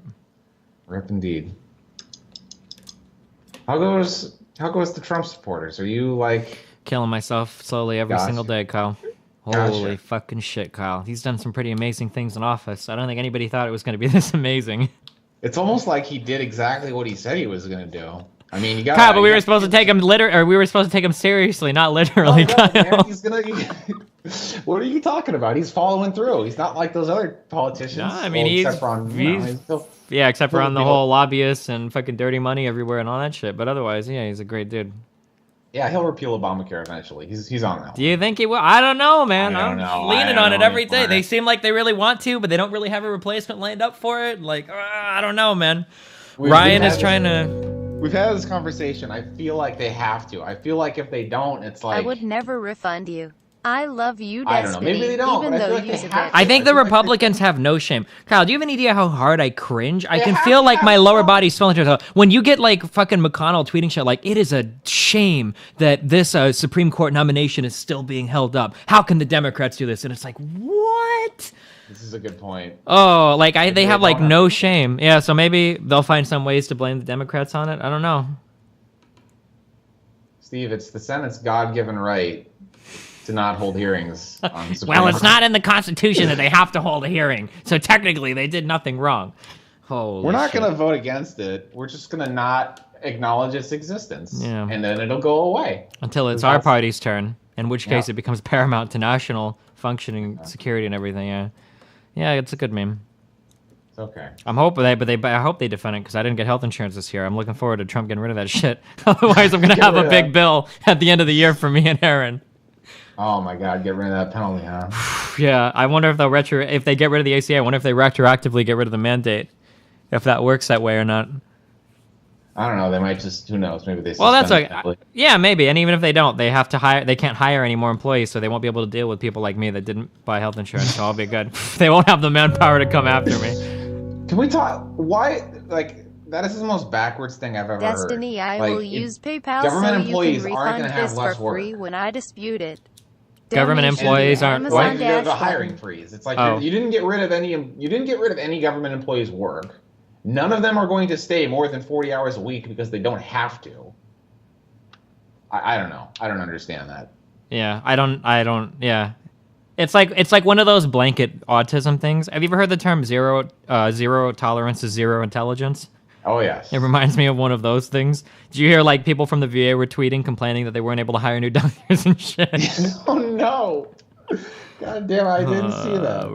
Ripperino. Oh, Trump also axed an incoming FHA. I think interest decreased too. Some people were complaining about because now FHA mortgages are still going to be a little bit more expensive. Rip. I don't know. Whatever, just do it across the board. Why not? That'll look good in the papers. Yeah. That'll look good on the news. Forget about the fine details. League of Legends going good. No, Kyle, it's a horrible fucking game. Why are you? Because team games are horrible games, Kyle. Because I believe in myself, Kyle. Because if I try hard enough, I can beat anything. Okay, I beat The Last of Us. Did you ever play that game? I did. I'm the one who told you to play it. Oh shit! Did you play the DLC? No, I didn't play the DLC. Wait, and then I what? Then you bashed your head against the wall until you beat it. Oh, yeah, I did. It was a really good game. It was like one of the don't- best games that I've played recently. I was pleasantly surprised. I was expecting autism, but it was actually really, really good. I know. I told you it was good. It's like I like that game a lot. I like everything about that game. I'm actually really disappointed that they're making a sequel to that game because I kind of don't want it. You're wondering if it's going to be fucking retarded or not? Well, The company apparently has a good track record. Uncharted Forest must be Naughty Dog really is good. Naughty Dog has a very good track record. Yeah, so Yo, man, they made those Crash Bandicoot games for the PS1. they really? Yeah, they I didn't made remember Crash it. Bandicoot 1 through 3 and Crash Team Racing. Damn. Some good shit right there.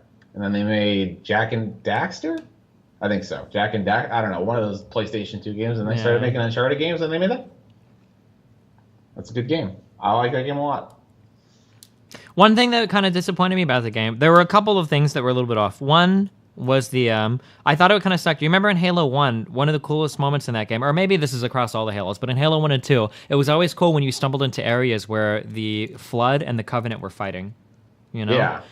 That didn't really happen at all in The Last of Us. You wanted to see like bandits fighting. Yeah, like government. You had government forces. You had zombies, or the infected. You had the infected. You had government forces. You had the bandits and hunters, and then you had the fireflies. Watching some interaction between those groups, I thought would have been interesting. It's happening in the DLC a little bit, where you wander into an area and you can get like the infected to fight the bandits and whatnot, which is pretty cool. That is cool. I just don't. It's a smaller scale game than like a Halo. Oh yeah, for sure. What they did, like all the small things in the game are like perfect. Like the music is done like perfectly, pretty much. The sound and everything is really good in the game. I think that all of the sound is done well. Like you can sit and crouch and listen to people walking and the different sounds when you're walking in and out of hallways and whatnot. The voice acting and everything I thought is really cool. One thing that shocked the fuck out of me was the animations for the conversations are way better than I thought they would be. The Witcher 3 is probably the best RPG that I've played in the past like decade, but that suffered from, I don't know if you saw me do the thing on stream where like whenever Geralt is talking, it's like him with his arms crossed, like occasionally nodding his head. And that's like every animation for every conversation between characters is pretty much that. But all of the conversations being like really animated out, I thought were really well done. Well, I think Last of Us had a bunch of motion capture. Yeah, apparently everything is motion captured. All of the conversations were. I'm pretty sure. Yeah, and like a game like Witcher 3, like there's just way too much in there to motion capture. I mean, you might be able to motion capture like major cutscenes, but that's probably about it. Yeah. Whereas Last of Us it's a linear game, so you can do that. But it's like I don't know when Last of Us 2 comes out. It might be the game that forces me to get a PS4 because they're not going to have a PC port. But I don't know that I want that game. Don't worry, you can always watch it on Destiny stream, Kyle. Dude, I don't have 8 hours. I don't have 12 hours to watch you play a video game. Damn, Kyle. I died almost 600 times beating that game on Grounded. I think that was with the final death counters are like 580. Oh my god. Oh, dude, some of those sections were fucking horrible. Oh my god. But it was good memes. It was fun memes. How was the thing with the sniper? You know, like the sniper rifle in the building. Oh, that was like first time through. That was a really easy part. Oh yeah, wasn't that bad? Okay. No. Okay. That was just the sneaking parts because everything in the game on Grounded is incredibly unforgiving. You're one hit killed by everything, and everything has to be meticulously planned out. Like if you get into a surprise firefight, like that, your run is probably dead, right? Like you have to resign. And the checkpoints are really brutal on Grounded. So like if you clear the first half of an area and go to the second half, and then you die, you go back all the way to the first half. That happens a lot. So like like the last level in that game. Yeah. You know how you clear out that entire floor, and then you go up to the second floor. Where all the assholes have M4s. Yeah. And the second floor, if you die during that second floor, you've got to go back and do the entire first floor over again. Oh shit, man, it's good memes. Did anyone ever tell you have too much free time on your hand? I don't know. I don't think I have very much free time at all, Kyle. Do you know how much time I spent working this past week beating The Last of Us? This is my job, Kyle. Holy shit. I played that game on hard, and I almost wish I played it on normal just because I got frustrated at points, and it's like, dude, this game, I shouldn't be playing this for the difficulty. I don't know. Yeah, no, it's just my artistic way of approaching things. But yeah, if you want to enjoy the story, playing it through on that, I wouldn't recommend Grounded to anybody on the first try through. That'd be pretty dumb. Because I saw it on, I can't remember, I saw it on your subreddit or something, that you were playing, without the HUD. And yeah, that's what Grounded. Yeah, there's no HUD or whatever. Oh my god, oof. You're a crazy person. But this is what I don't even know what's in the HUD on it. I'd actually have to go and look. Was there a crosshair? No, I 1/4 of the way through the game, I turned on the monitor crosshair. It's not. I don't think it's possible without crosshair. That was retarded. Usually when games have no crosshair options, usually that's really cool because you can either hip fire inaccurately or you can, like a real gun, aim it down the sights. Yeah, but in The Last of Us, you can't aim down the sights. So it's like even when you're aiming, I'm like, where's the center of my screen? Fuck, I don't even know. Like, yeah, that shit got hella autistic. So yeah, I turned on the monitor crosshair. I think I had to do it. I was able to get through like the entire, well, not the entire game, but I was able to get through like the first quarter of the game with no weapons. But then there's a part where you're hanging upside down and you have to shoot zombies. Oh yeah. Yeah, that was monitor crosshair. Because on grounded, you can't miss any of the shots, or else Ellie gets eaten or you get eaten. Oh so, my God. so yeah, the monitor crosshair came on for that 100%. Like that was retarded as fuck. Jesus Christ. Do people enjoy you watch you? Do people enjoy watching you play these games? Some people do. Some people got really fucking mad. I don't know how much you check my subreddit, but there was like a post up with like 70, 80 comments where people are talking about like, Destiny's destroying the game. He's gonna hate the fucking game because he's not playing it correctly. You have to play it on an easier debate. Like, or sorry, he had to play it on an easier difficulty. I did watch the Bernie versus Ted Cruz debate. It was interesting, but I don't know if it did much. So I got a donation. But yeah, there were people that were really fucking mad about that. I'm shit. not gonna lie. I would have been like, well, I don't know if I would have been mad, but it's just like that's not something I can watch. Yeah, I can't watch that someone fail at that over. Kyle, over but when again. you clear a section, Kyle, and you hear that voice dialogue, that voice line, and you know it means you cleared a section. Oh God, Kyle, it felt so good. Oh my God. Feels so good. Oh my God, you've got HP and ammo. Oh my God, this is crazy, You Kyle. and your Rust brothers eventually going to try any of the Conan Exiles servers? How hard is it to what? Does it like take longer to choke someone out from behind or something, or do you just have to sneak past people, or what do you actually? Can you actually? Because like when I played that game, Joel was like the rear naked choke lord. He just went around fucking strangling motherfuckers. Wait, link me something. Is the choke time actually shorter on easier difficulty? I don't know. That's what I'm asking. I would assume it is. That would be something I would 100% assume. Hold on, let Because me I check. put it on hard and it took a while to choke people out. And I would assume it'd be shorter on easier difficulties. No, it looks like it's taking about the same amount of time, I think. Unless this is on like a hard difficulty or whatever. God, winter in that game is so fucking real. What do you mean by that? Shit, I don't know. Shit just gets crazy. Oh, sure. People getting shit. I don't know. Fun stuff. Oh, the things like one thing that I hate, I always blame Battlefield for this, like that seeing people through walls and shit. Apparently, you have listen mode in this game. Yeah, that shit doesn't work on grounded mode. But I didn't use that at all. Well, maybe I did. I think that's some bullshit, dude. Anytime you can see people through walls. But it made me appreciate the sound design in the game because you could always stop and listen to see if someone was walking somewhere, and you could usually hear people, which was really cool. But Sure, yeah. I play a lot of squad these days in that game. That game has no crosshair too, but... Well, but you can aim down sights, right? Yeah, that's the point. Yeah. No H1Z1 yet, Kyle? No. What? That's just... Nah. It's all about squad these days. Gotcha. What Battlefield game lets you see through walls? In every Battlefield, can't you mark enemies so that you can see them all the time? I don't know if that's right. That doesn't sound right. Yeah, I'm pretty sure in Battlefield, if you spot someone with like a visor, aren't they marked so you can see them through walls? A visor? Yeah, you put like if you mark people, you put markers on them so that every time they go through a wall, you can see them or whatever. Is that not true? Or maybe I'm crazy there. You might be crazy. You're probably thinking of something else. You're probably thinking of Crisis or something. No, marking. Yeah, marking is there for Battlefield. You can't see the person through the wall, but you like put little markers on them and shit, can't you? I don't know. I played some Battlefield 4 at one point in my life, but that was like a week or two. That just sounds like a futuristic shooter type thing rather than like a real. You put a Dorito on their head. No, I played a little bit of Battlefield something, 1941 maybe. I don't remember. 1942. I don't remember the fuck. There was an older Battlefield I played, and I feel like it had these features, but I could be wrong. I don't remember. Or maybe Battlefield 4. I don't remember how old Battlefield 4 is. Battlefield 4 is like 2 or 3 years old. Oh, then no, it wasn't that one. Battlefield 4 is 2013. No, that's actually older than I thought. 2013, Kyle. I can't believe that was already 15 years ago. Damn. Something like that, you know. Rounding. 15. Kyle, we're almost 30 years old. Do you feel like a super responsible adult? Dude, I am almost no man. I've got like 2 more years until I'm 30. Wait, when is your birthday? April 5th. Damn, have I ever told you happy birthday? You sure have. I'm sure I could go look at my Facebook wall. Oh shit! Oh yeah, because I get reminded on Facebook. Whoa, thank God. All right. There you go. I'm pretty sure I could scroll up in Skype and you probably said happy birthday. Here, let's do that real quick. Uh-oh.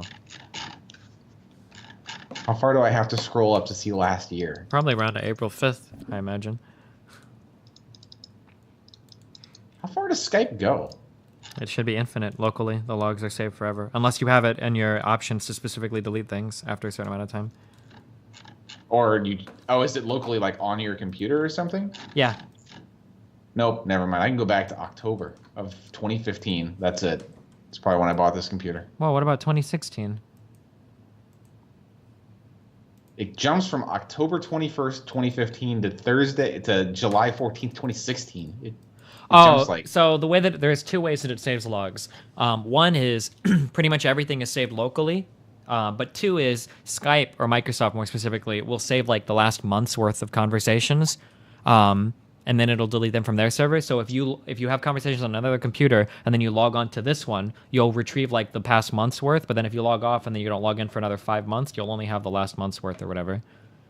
Kyle. It sounds like you know that for a very specific reason.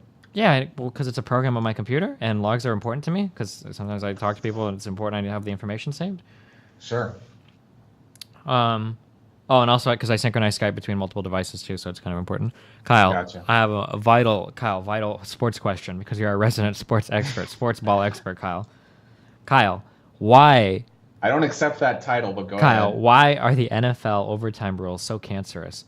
I didn't realize. They're not as cancerous as they used to be. You don't think the coin flip is fucked up?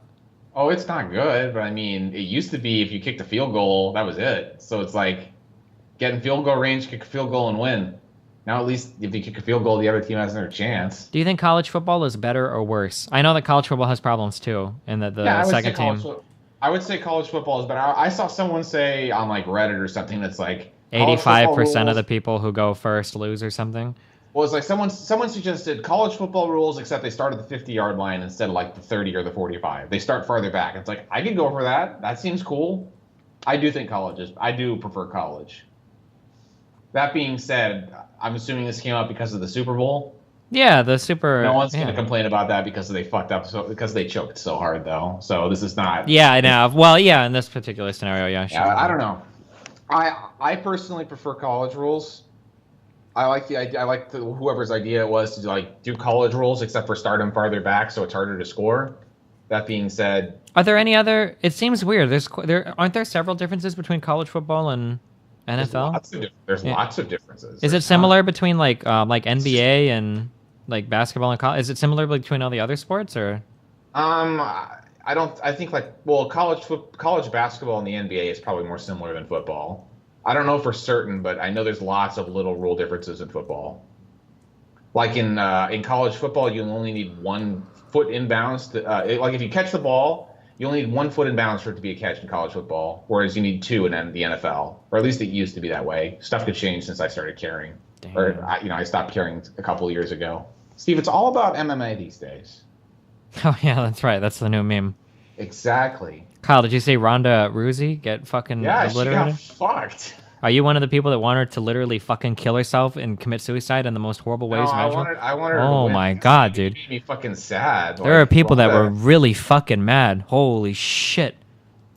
Ronda Rousey is she's a pioneer. She's an incredible athlete, and it's unfortunate that she has a terrible coach and she didn't evolve her game. But it's like, man, seeing someone that talented and that good just get fucked up. Because she's not a bad fighter. She's just people have figured her out. Well, I heard that the meme was that she got really good in an era when there weren't that many good female fighters. That's not true. Yeah, well, the counterexample is people pointed that she does have wins against some respectable, even currently. The person she got destroyed by. So this is MMA math, and this is dumb, to an extent. Oh shit! Are we about to do esports math too, Kyle? ABB. Yeah, that bullshit. Nah, I don't want to hear it. No, this is too autistic. I don't like it. It's too autistic. She Well, this isn't that long. It's super Amanda Nunes is who destroyed Rousey recently, back in December. Sure. And Amanda Nunes' last loss is to Kat Zingano, and Kat Zingano destroyed Amanda Nunes. Okay. Zingano lost to Rousey in 14 seconds. Sure. I feel like I saw this in my stream chat all the time. When I'd be on ladder, I'd be like on the Korean ladder, like, holy shit, Destiny just beat fucking Startail X. That dude trained on stream with that other guy. He beat him in a best of 3. And then he went on in a tournament, and in the round of 16, he beat the guy that went on to beat one of the best players in the world. Destiny's like Code S level. And like, I saw people type that shit all the time. Oh yeah. I mean, that's not good logic. It's not good logic in any sense of the word. But I mean, the idea that Ronda Rousey beat no one and only fought cans. Yeah. I mean, she did fight at a time when women's MMA was growing, but I mean, like, it's still growing, honestly. It's not fair to say that she beat no one. It's not fair at all. Yeah, like, sure. She just had a target on her back. She didn't evolve her game. People figured her out. She has a terrible striking coach. So I don't know anything about MMA, and I'm not trying to like SJW everything up, but I'm kind of curious in like how much her being a woman had to do with some of the commentary. It seems like I saw a lot of people saying things like, I fucking hate Ronda Rousey so much. And people are like, why do you hate her so much? Because she trash talks so much. I thought that was like a really big draw to the MMA UFC shit. So like you see people like trash talking beforehand. Like who's that one Scottish guy? I can't do the Scottish accent. Irish the McGregor guy or whatever. McGregor, yeah, like I thought that like trash talking was like a massive part of that sport. It's not a massive part of that sport. It is unfortunately a significant part of the sport. I wish it was less. I'd rather it be a sport and more of a competition, but it's becoming more of like the WWE and bullshit. But I don't know. If you don't like trash talking, Ronda did not trash talk that much. I mean, really? She didn't like Misha Tate, but that's not trash talk. That's her just legitimately not liking someone. It's one thing to like trash talk. Like, I don't know. I see a difference between, like, trash talking and legitimately hating someone. Gotcha. You know what I mean? Like there's a lot of promotional bullshit. Somebody said she acted ultra autistic against Holly. Against Holly? She acted ultra autistic against me? I mean, after she lost, maybe. But, I mean, that's a different story. Once she lost, like, it's clear that she's not as mentally strong as some people if she's considering suicide after one loss. Well, to be fair, didn't she take like a year fucking break and wanted this to be like her big resurgence and shit? Well, I mean, it was her big resurgence. It's going to be her big resurgence no matter what. Like her fighting again is big news. But is she going to be fighting again a lot after this loss? Dana White, president of the UFC, said that he talked to her and there's a good chance that she never fights again. Well, so then this was supposed to be a big resurgence, right? Well, when you say it's supposed to be her big resurgence, it's like whenever she fought again was going to be her big resurgence. Well, but resurgence implies like not one more fight. I mean, like her like coming back and fighting professionally again, not coming back losing one. Well, you say that like it was built up. She did no media for this fight. She did not talk to the press at all, and that's like a huge change. That was actually kind of a huge. Well, sure, but the fight was hyped as fuck. Didn't she get like fucking like 9 figures or some crazy shit for this fight? How much? It wasn't. Probably. We don't have a good idea how much they make because they make a portion of pay-per-view buys and we don't know what's in their contract. We know there's like the head movement memes. The footage of her corner like yelling during the fight got out and her coach is just awful. Just awful. Oh, it was $3 million. Okay, my bad. I thought that it was like a crazy. Was that her disclosed purse? That was probably her disclosed purse. It was $3 million contract, not including pay-per-view cuts. So yeah, because like the thing about MMA is we don't have a good idea what the fighters make. We know what gets disclosed if they fight in a certain state, but that's it. So they disclosed that she got paid $3 million as a salary, or I mean, she had $3 million guaranteed, but she definitely earned a portion of pay-per-view. She most likely earned significantly more than that. At least double that. I would be surprised if she didn't get like $5 million from pay-per-view buys alone. Gotcha. Because it did like 1 million plus buys. I don't know.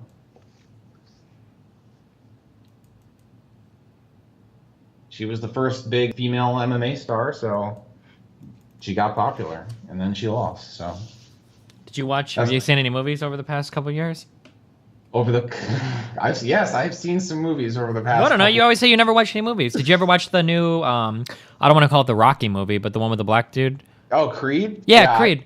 I specifically watched that movie because we have someone in our Discord that hates boxing movies. Oh shit! I thought it was actually pretty decent. I like that. I like that movie a lot. It's not like amazing. But I think that they took. I think that they took the run a little bit too far with the music playing and everything, and him like dancing around the fucking Jeep kids. I think that was like a little bit too far. But did you ever see the movie called? I think it's just called Rocky. The most recent Rocky movie. Rocky Balboa? Yeah, Rocky Balboa. Yeah. I have not seen that one. I feel like this movie was everything that Rocky Balboa was supposed to be. I thought Rocky Balboa, apparently if you look, it gets really great ratings. That movie was fucking terrible. You should watch it sometime just so you can tell me if I'm wrong or not. But I thought Creed was a pretty smart movie. I went in I had very, very, very low expectations going into that movie. But no, I mean, yeah, that's okay. There's only so much you can do with a fighting movie. Sure. It really seems like sports movies in general. It's like there's only so much you can do with sports movies. Yeah. And a fighting movie is even less because it's like, okay, they're gonna fight maybe once or twice or 3 times max in the movie, and maybe they'll win some fights, and then there will be a big Kyle, fight but in Rocky at the 3, we run the Cold War, Kyle. But it's just, okay, there's gonna be a big fight at the end of the movie, and then he'll either win dramatically or lose dramatically.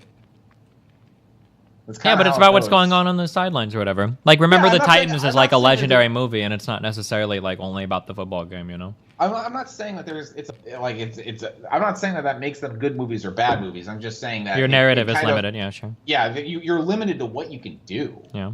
So yeah, that's why there's not a ton of them, I suppose. I think my biggest complaint against that movie was I thought it was kind of strange that like right at the literally opening of the movie, it's like he's in the boxing ring and it's like fighting against rank 7 dude in the world or whatever. Like right at the start of the movie, it's like, damn, that ramped up pretty quick. Yeah, things got real a little bit. Or well, rank 7 at that weight class, wasn't it? I don't know for sure. Well, yeah, sure, but I mean, even so, it was like nationally or whatever. Like rank 7, it's like, know. Damn, that was started off pretty high right off the bat. Got a big fight, and he's supposed to be a no one at this point. So I don't know. Did you have we talked about Whiplash? Did you ever see? The way they shot that like first fight, where it was like all in one shot, was really cool. Yeah, that was a cool meme too. Yeah, for sure. Yeah. Oh, sorry. Go ahead. Oh, did you ever see the movie Whiplash? Did we talk about this? No, we did not. Did you see Whiplash?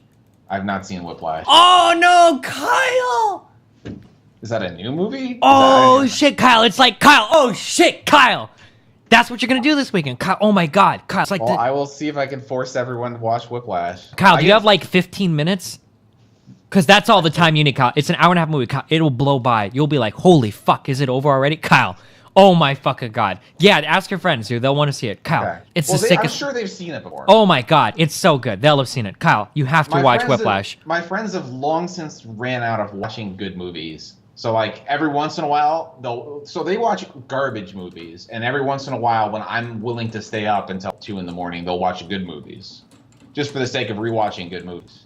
So we watched because we're watching Quentin Tarantino films. We watched Inglourious Bastards and Inglourious Bastards and Django were both sick as fuck movies. Those are good movies. And then I wanted to watch No Country for Old Men. That's a good movie too. Do you really like that movie? I like that movie, yeah. I hated how anticlimactic it was, but I guess that was supposed to be part of the movie. That's I just assumed that was part of the memes. Damn, I don't know. Also, I wanted to see the big conversation between Sugar and the other dude. Yeah, and then they just randomly die. What? Yeah, Slim just fucking dies. Llewellyn, or whatever his name, Llewellyn Moss or whatever. I also like watching good movies with them because I don't have to feel bad. I can just talk shit whenever I want because they know they've all seen the movies. Damn. Did you see the... I was keeping track of how many people Shigerin killed during the movie. Damn. I think it was 14. Nice. And then he encountered 3 people. He was 3 and 14. There were 3 people he encountered and didn't kill. Wow. If I remember correctly. Have you did you watch the last Quentin Tarantino movie? No, I have not seen Hateful Eight. Oof. The rest of my friends were not as high on that one, so it does some things really well. And like, do you care about a spoiler or whatever? I don't care. Like, it's do you know like a murder mystery movie? You ever watch any of the Scooby-Doo episodes? Yes, I have seen some Scooby-Doo episodes. So the Scooby-Doo episodes structured are pretty standard like murder mystery structure, right? Where you're initially led to believe it's one person, and then like you go through like crossing people off your list, and maybe if you pay attention real closely, you can figure out who did it, and then by the end they solve the crime, right? Sure. So the Hateful Eight sets itself up as a murder mystery, and literally like right after the halfway point or whatever, Quentin Tarantino himself comes in and narrates that somebody did something that you might not have noticed, right? So you get this impression that like the rest of the movie is going to be like a really cool murder mystery movie, and then like 2 minutes later, every single thing is solved. And it was like really bizarre. I thought that it was like a really strange. It's hard to explain how like bizarre that quote unquote mystery or whatever was when it like everything gets explained in literally the next 2 minutes, and then like the last like 1/4 of the movie is kind of like war porn Quentin Tarantino stuff, and yeah, I don't know. Just anticlimactic. Yeah, I don't know. It's just kind of meh. The environment and the setting and the scenery and all of that is like really, really sick, and the dialogue and all of that is really sick. But yeah, he does have a lot of gore porn. That's a good point. Yeah, I mean, sometimes it's funny, but and that what is it? The guy that Christoph Waltz or whatever who's in both. Oh, of those the German. He's in like every Quentin Tarantino movie. That guy is amazing. Yeah, he's really sick. I'm okay with this. I think was he in the Hateful Eight, guys? He has to have been. I don't even remember, but he has to have been.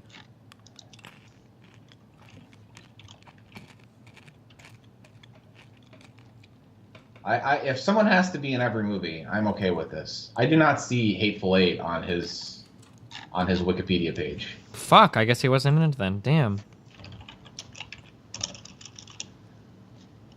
What else? We watched Fargo too. That movie is kind of hilarious. I have no idea what it's about. It's an old movie. It's from like the 90s. Well, oh my god, I just said it was old and from the 90s. Oh, Kyle, our childhood. Man. 1996, Kyle. We would have been 8 years old. Wow. Oh, jeez. That movie's, I don't know. It's a weird movie, but you know, I enjoyed that. I don't know. Those are movies. So watch Whiplash, huh? Yeah, tonight, Kyle, or tomorrow. It's not happening tonight. Kyle, why is it not happening tomorrow? Why not? Because, dude, I gotta fucking work in the morning. Oh, I forgot. I thought it was Friday. My bad. Never mind. Okay, on Friday then. Friday. You thought it's Wednesday. It's kind of like a Friday. Just chill out, okay? Holy shit. What life do you live that you mix Friday and Wednesday up? Listen, just chill out. Well, that'll explain why. I was gonna make a meme. Listen, just chill out, okay? Okay. Steve, Saturday is UFC 208, and there is a main event, but it's not that good. But it's okay because I just want to watch people fight. Wow. Have you ever watched Fight Club, Kyle? Yes, I have. It's not as good. You know what is good, Kyle? Whiplash. God damn. Whiplash, huh? 94% on Rotten Tomatoes, 88% on Metacritic. It's a good fucking movie, dude. That's a lot of percent. The movie is about a jazz drummer. Ah, I gotcha. And it's got like a decent amount of movie memes or music memes. So like, yeah, it's good memes, Kyle. It's good memes. Gotcha. Oh shit, Kyle, it's good memes. Oh, Kyle. All the relatable memes. Kyle, it's such good memes, Kyle. Oh my fucking god. J.K. Simmons is an abusive jazz instructor. Oh, Kyle, his performance is... Oh, Kyle, the ending of that movie is, like, perfect. This is, like, Kyle, it's the sickest fucking movie I've seen maybe in my entire life. Like, it goes, like, I think it would go on a top 3 list if I were to make a top 3 of movies. I think it would go up there. It's so fucking good. It's so good.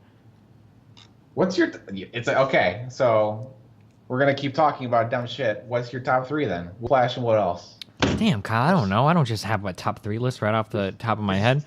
If I had to, though, listen, for some reason, I thought Pan's Labyrinth was like a perfect movie. That goes on like... that's right. That's I knew that was your favorite. So that's on the top 3. And then, goddamn, Kyle, it has so many fucking flaws and so many retarded fucking parts in it. But Interstellar might be up there, too. Really? Maybe. Yeah, I think so. We were so triggered when we saw that movie. Because it had some really dumb things. But, Kyle, the good scenes in that movie, the two good scenes, the wave scene... Kyle, those aren't mountains, those are waves. They were sick. Oh my god. Sick. That and then everything with the docking scene. Wow, these are like the top 2 fucking scenes in movies that I've seen over like the past, like those 2 scenes. We talked about this movie for like an hour after we saw it. Because there were some things in that movie that were so fucking retarded. The power of love transcending science. What the fuck was that was so fucking stupid. The spaceship explodes and then it's just silence as it explodes. Yeah, all of the space scenes, all of the space scenes being done in silence without the massive CGI and everything being done with puppets and looking really basic. Like, yeah, there was so much that was done well, but then so much dumb shit. The ending scene where she like blows up her entire brother's farm, but she's like, "It's okay, give me a hug. I solved my equation. Everything's gonna be okay." And he's like, "Okay, I'm okay now," even though she had like just destroyed his entire field. Like, Yeah, some parts of that movie were so fucking stupid, but the parts of that movie that were good were so good. They were very good. I enjoyed that movie a lot. I just remember you being like, "Was that good?" I'm not convinced that was good. Ooh, because I always things have to gestate. I don't like to give opinions like right after something. Normally, like if I am, I'm just gonna be off the top of my head because things have to gestate for like at least a night, right? You've got to sleep on it and then wake up and then. Sure. But sure. It was a good time. Because you dragged me to that movie because whoever you were dating at the time, you said wouldn't like it. Oh yeah, Teresa didn't want to watch it.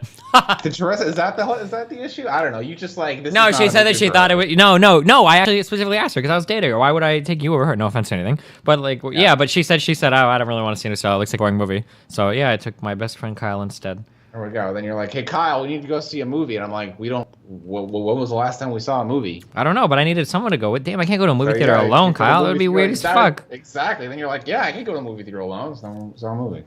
Fun stuff. Have you seen all of Nolan's films? No, I haven't. I've only seen like part of the first Batman film. Oh damn! Memento and The Prestige are both really good films, but. Oh wait, The Prestige. I've seen The Prestige. Okay. That's a Nolan film. That's the magic the one dudes. with. That's the one where like people like the dude clones himself a bunch. Yeah. Actually, spoiler alert. I mean, you kind of just spoiled the whole. Yeah, it's like a. But yeah. Okay. Yeah. Whatever. But that is a good movie. That's a good movie. I have seen that. Have you seen Band of Brothers? Oh no, I haven't. That's a sick show. Yeah, it's supposed to be really, really, really sick. Spielberg himself directs it, right? It's like in the same style as the meme movie and everything, right?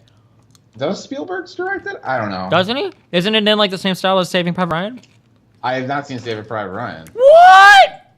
I know, right? Hold on, let me check. I could be wrong on that. I feel like I would. Well, Steven Spielberg, executive producer. But no, executive producer. I don't know.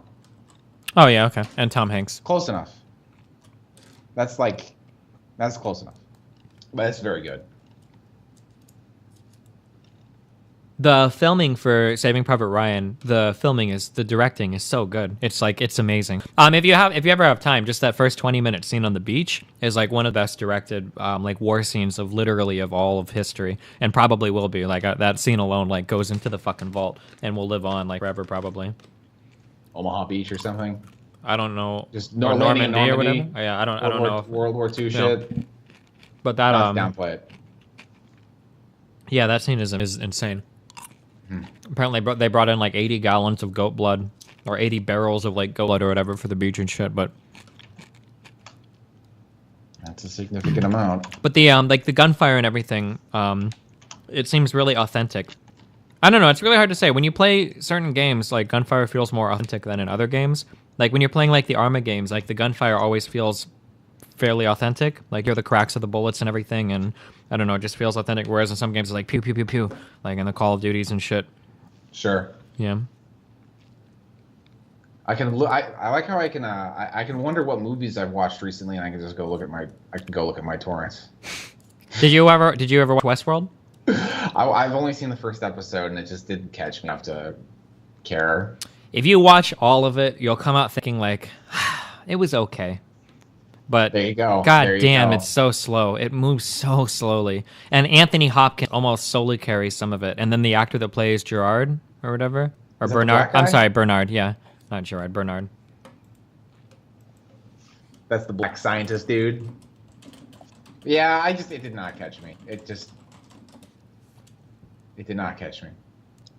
Yeah, no, you're not missing anything, but Donnie Darko was a good movie. I like that one too. I didn't watch that. We watched the Korean Old Boy, which that is a dark fucking movie. That's the one with the hammer in the hallway? The hammer in the hallway? Oh, fuck. There's some where he's like killing like 100 people like in a hallway with a hammer. I don't think yeah. I know what you're talking about, yeah. That's a dark fucking movie.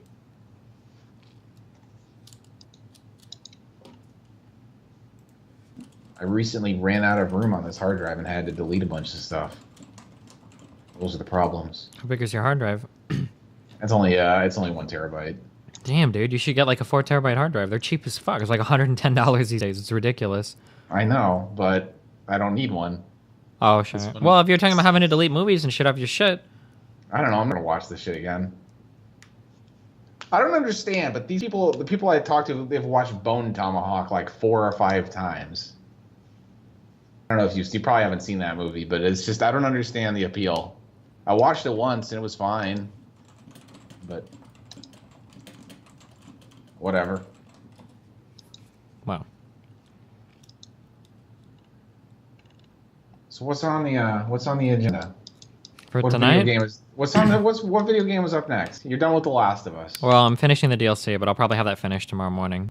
And then I'm not sure. I kind of want to punish my fan base a little bit because they were all complaining that I played Ungrounded, and I play every single game that way. So I'm a little bit irritated that some people were irritated because it should have been pretty predictable. So maybe I'll punish them. Learning. Yeah, maybe I'll punish them by not playing another game for a while, and then I still need to do the StarCraft 2 epilogue. Honestly, that'll probably be the next thing just to get it out of the way. Oh, and then the Witcher 3 DLC maybe next. You didn't play, like you said, the StarCraft 2 epilogue. You're not talking about like the DLC, like the Nova things, right? You're just talking about like just actually finishing the epilogue. Yeah, so I can watch Kerrigan blow up and shit. It's kind of stupid, but whatever. Maybe you'll think it's good. I don't know. Yeah, StarCraft. It's not. I've already read everything. It looks pretty retarded. It's kind of stupid. But I mean, hey, it's the end of StarCraft. Yeah. Warcraft 4 next, right? Maybe. Probably right? not, though. Heroes of the Storm 2. League of Legends 1, Kyle. League of Legends 1. Do you still play? Do you play any Dota anymore, or not really? We played a little bit we played for a couple weeks when that new patch hit, when 7.0 hit, but it's pretty much been squad all the time. Gotcha. White Wolf was the main person who wanted to play Dota, and he's back raiding because a raid in WoW came out this month, and you know, gotta spend 12 hours a day on WoW. That dude goes hard in the paint. So, but you know, he comes up for air whenever there's a UFC card on. So, gotcha. That's good.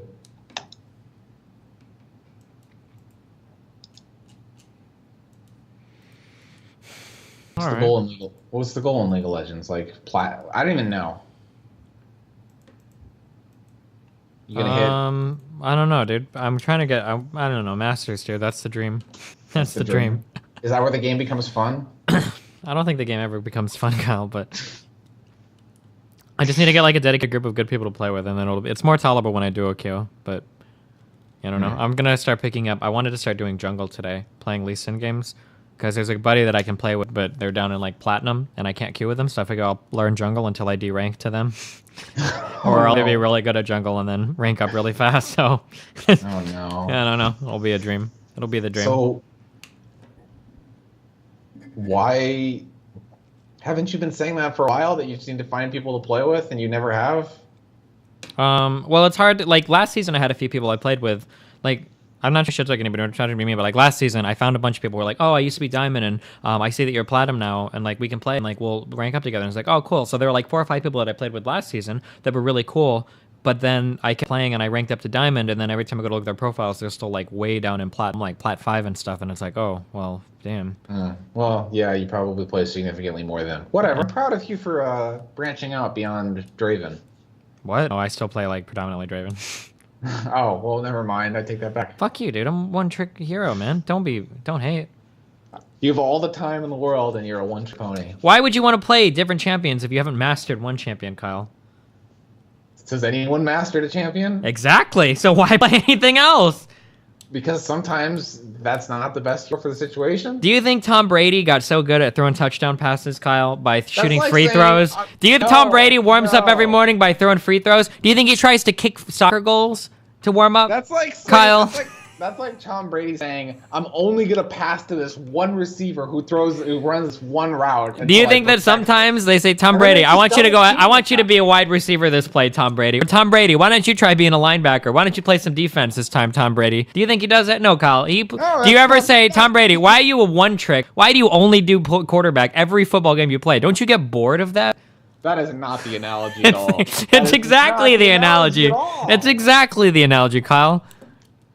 Steve, you need People a better pick one thing, they specialize in that one thing, and then you improve on it, Kyle.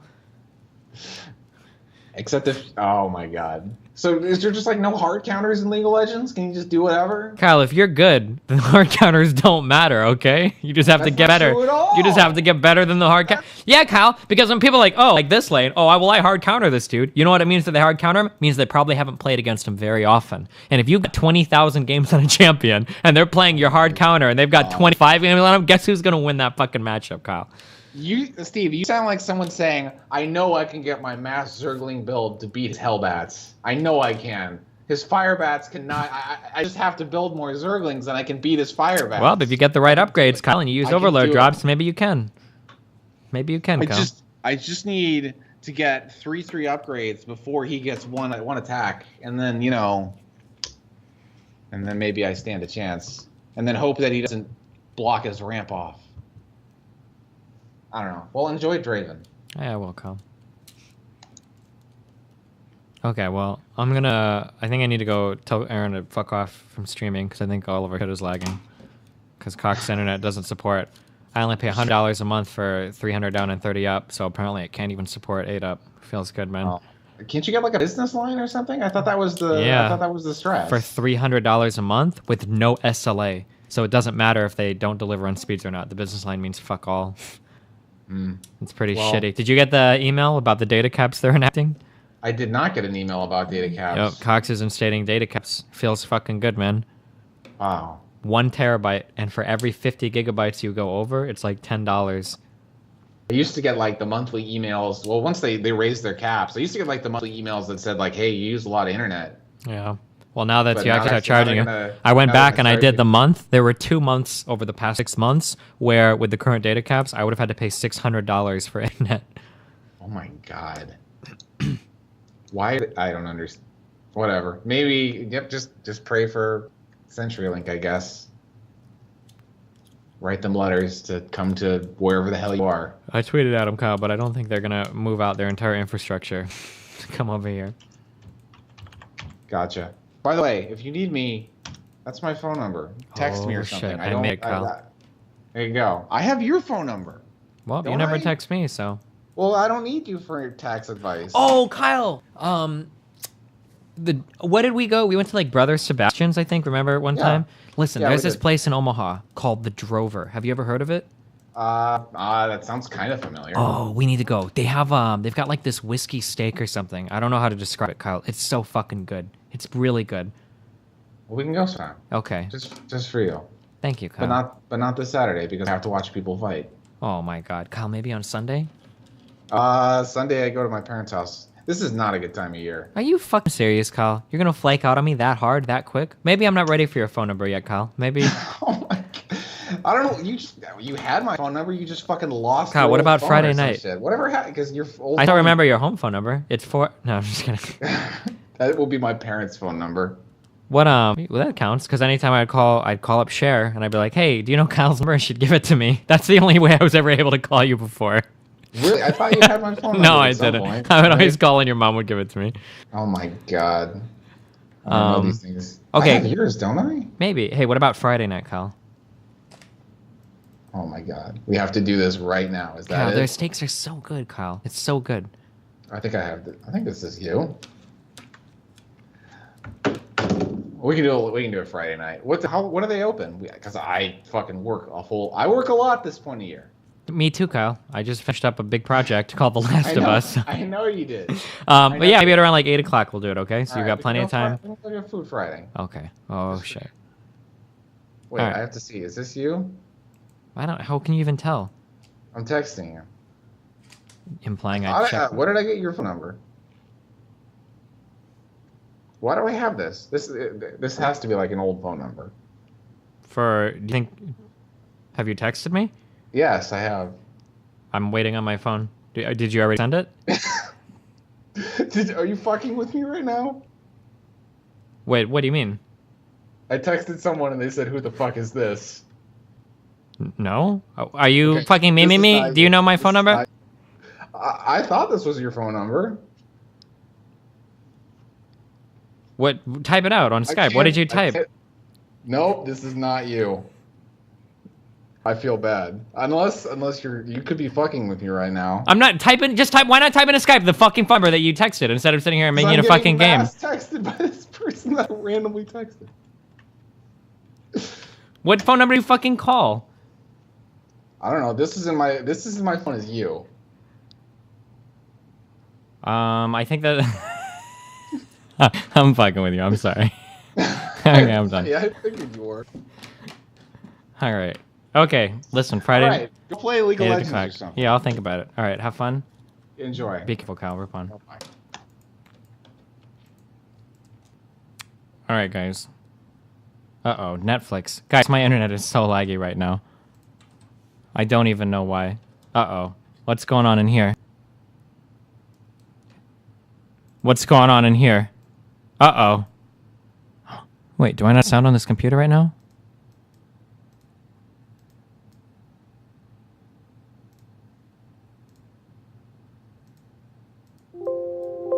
Oh.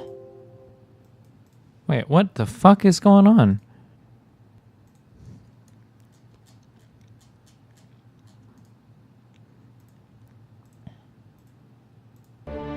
My shit is lagging, and I know it's lagging, and I'll fix it in a second, okay? Dear white people, here's a list of acceptable Halloween costumes. Uh-oh. Pirate, slutty nurse, any of our first 43 presidents. Top of the list of unacceptable costumes, me.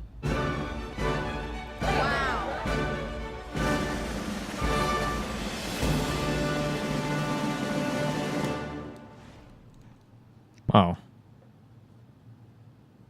Well, that didn't seem that bad. I thought that it was going to be really bad. Damn.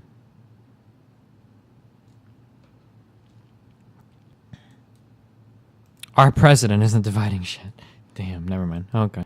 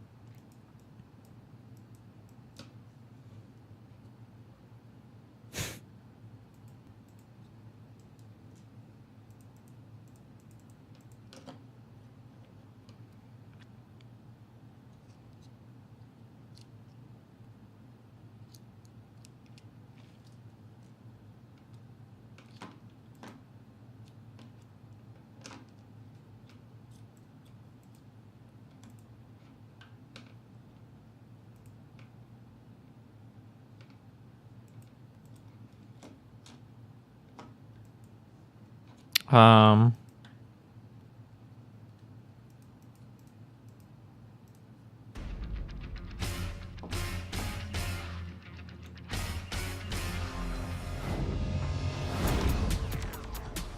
Let's do something fun.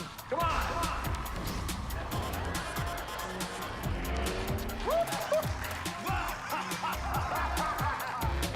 That's what I'm talking about. It's not rocket surgery. It's science.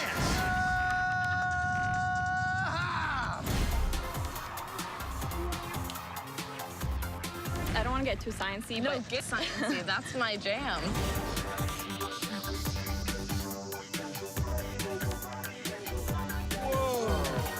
Yeah. Woo! I'm Bill Nye, and I'm here to, dare I say it, save the world.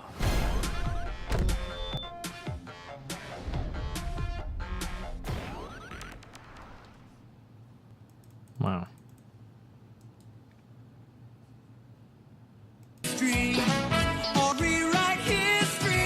Chemtrails. The resistance to tyrants is obedience to God. Chemtrails. Gay bomb. Yep, that's it. Chemtrails. They got stuff that'll turn the freaking frogs gay. Then again you say, freaking God's gay. Gay bomb. It's a gay bomb, baby. Chemtrails. That's it.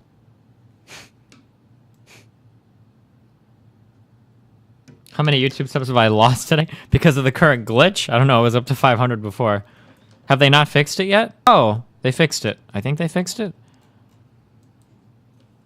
It was at like negative 300.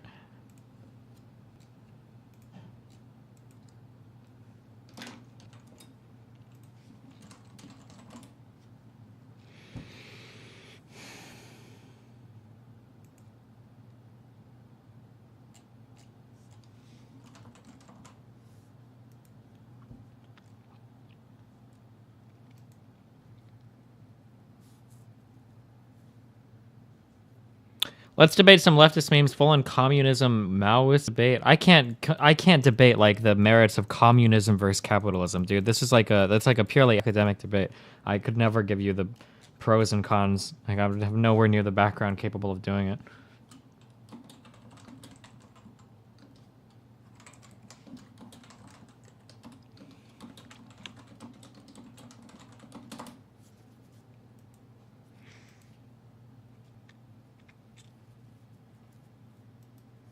Kids and big families. Do you think you could ever live in like one of those Airstream Fuck trailers? Yeah.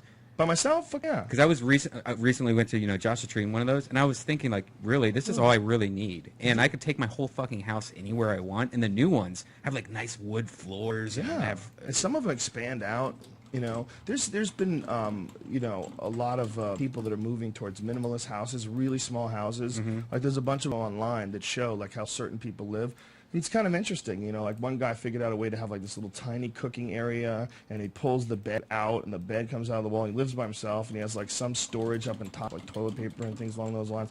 But it's a tiny, tiny little house, and a little kitchen dinette area. And, you know, the idea is that, like, really, why do we have to have this giant fucking footprint of house that we live in, you know? And because you're getting paid, bitch. If I want to live in a fucking cell, I'll live in a fucking cell like a monkey. I'm going to live with a fold-up bed like I'm James Bond, like some fucking Puerto Rican that gets a check on the... Go fuck your mother. If you're getting paid, you live in a fucking house. I'm going to live in a micro fucking house with a little kid to cook like I got a black guy banging me in the fucking ass. I don't need that. You spread out. Even me, I'm no millionaire. I got a big fucking kitchen, a micro house. What are you fucking people talking about? I just snapped out of it, dog. You can't take me into those deep waters like that. Just fucking... The Eureka fucking killed them. This guy sounds exactly like my aunt. Holy shit. He's like copy-paste of my aunt. Like 100%. Brother right now. A fucking house with a bed upside down? No. Fuck that shit. That's not what I'm talking about. To save energy. Fuck you. You get paid, you fucking live like a normal person. Go to Trump and say, hey, wig, move into a fucking thing to save energy. See if you can bitch slap you. If you don't have a Russian bitch slapping you in the fucking mouth. You're what are you fired. talking about? The fuck are these people with micro houses in the fucking desert? You play it out to the world ends like a doctor. Like a doctor, you live your fucking life. You're right. Doomsday. I'm going to put a can of tomato soup under my stairs to wait for the Martians to come. When it's over, it's over. You go out there with your dick out and you take your fucking chances like a man. I'm going to live like I fucking owe $20 to a bookmaker downstairs in my house. Get the fuck out of my face. I want to live in one of those. He's Cuban? Oh, is this dude Cuban? Every time I argue with my aunt about her house and shit, like this is the kind of shit that she gives me, like literally like identical. Like holy shit. Is he from New York? I don't know if it's like a New York thing or Brian's dad. Joey Diaz.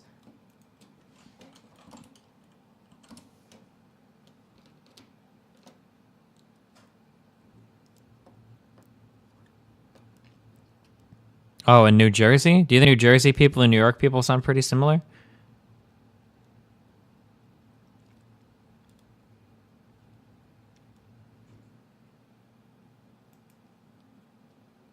Down, Joey's not. I think we have a real clear line in the sand here, people. Shit. It doesn't even feel like you're in one when you're in there. It's pretty legit. Until somebody fart. And you're in 4 fucking feast of air, and you're like, I paid $10,000 so I can smell your asshole. Get the fuck out of here. Because everything's great in small space till somebody blows a fucking fart. You ever walk into a bathroom to somebody else shit? It fucking bothers you. Even if they're your mother, you look at them like, you dirty fucking bitch, light a candle. Something.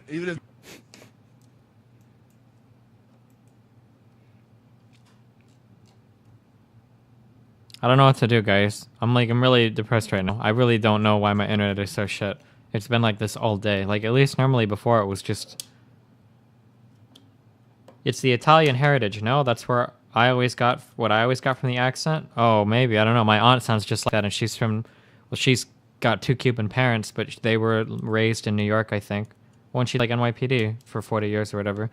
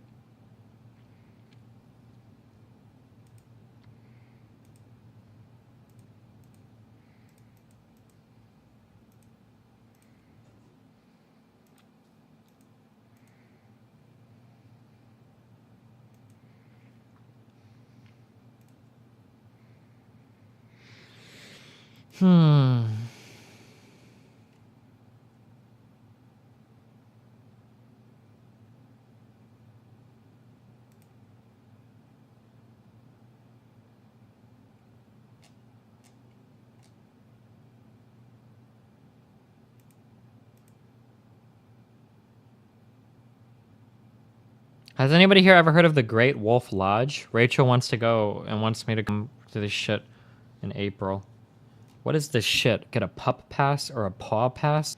What are these things? Includes 1 Magic Quest game, choice of classic or color wand. The fuck does this? What does it even do? Violet story time? Does someone come and read you a story at night for 50 bucks? What does it do? A Great Wolf Lodge storybook and a character bag?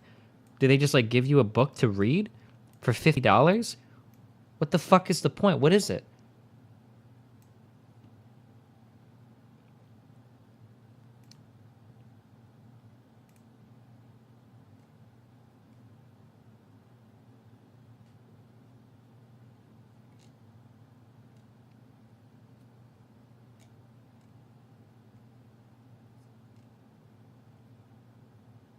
Neapolitan combo.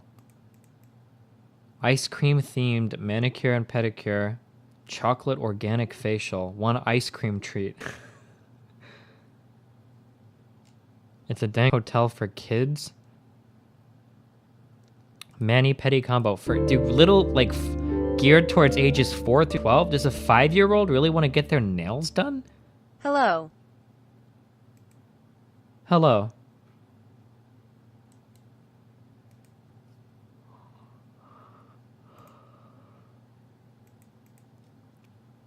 Wolf wake up breakfast.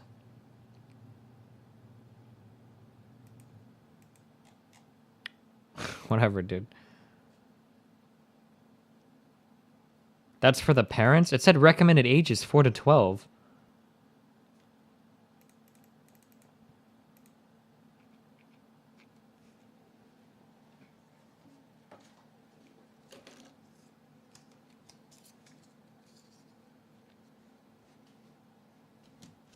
Hey, where's Harkton at? Is the Wolf Lodge an SPG hotel? Should I be booking this using my SPG card?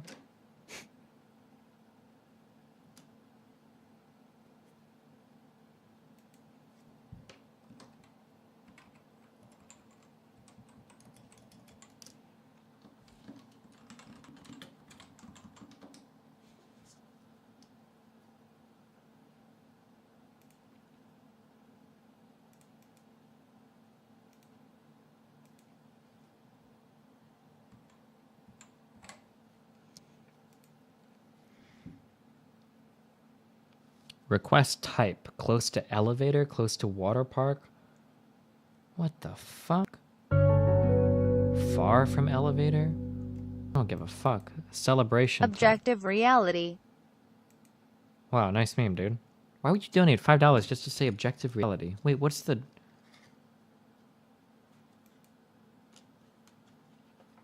Yeah, I'm going to the one in Kansas City.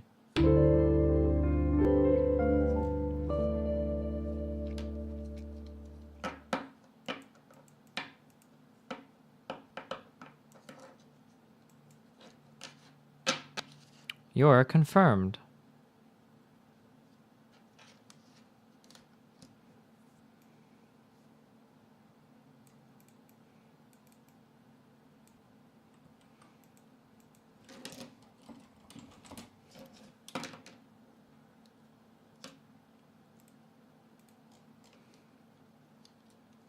We can do a fan meetup and then go find Casey Tron. How sick would that be, dude?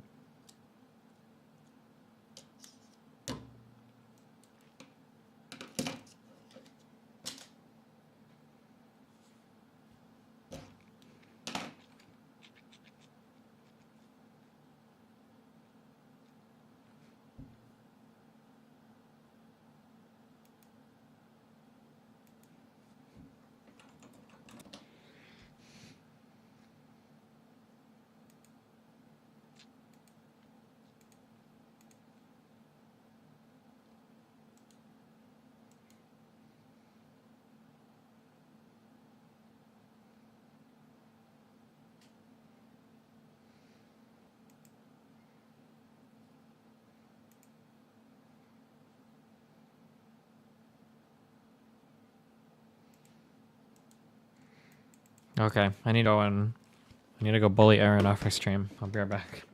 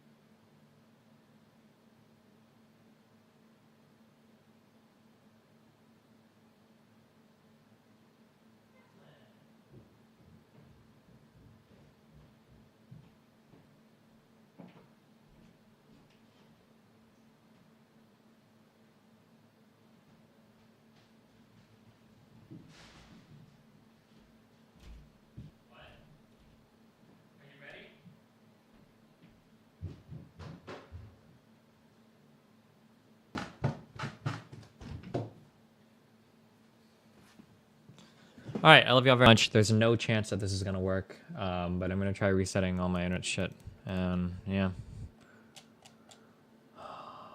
I will.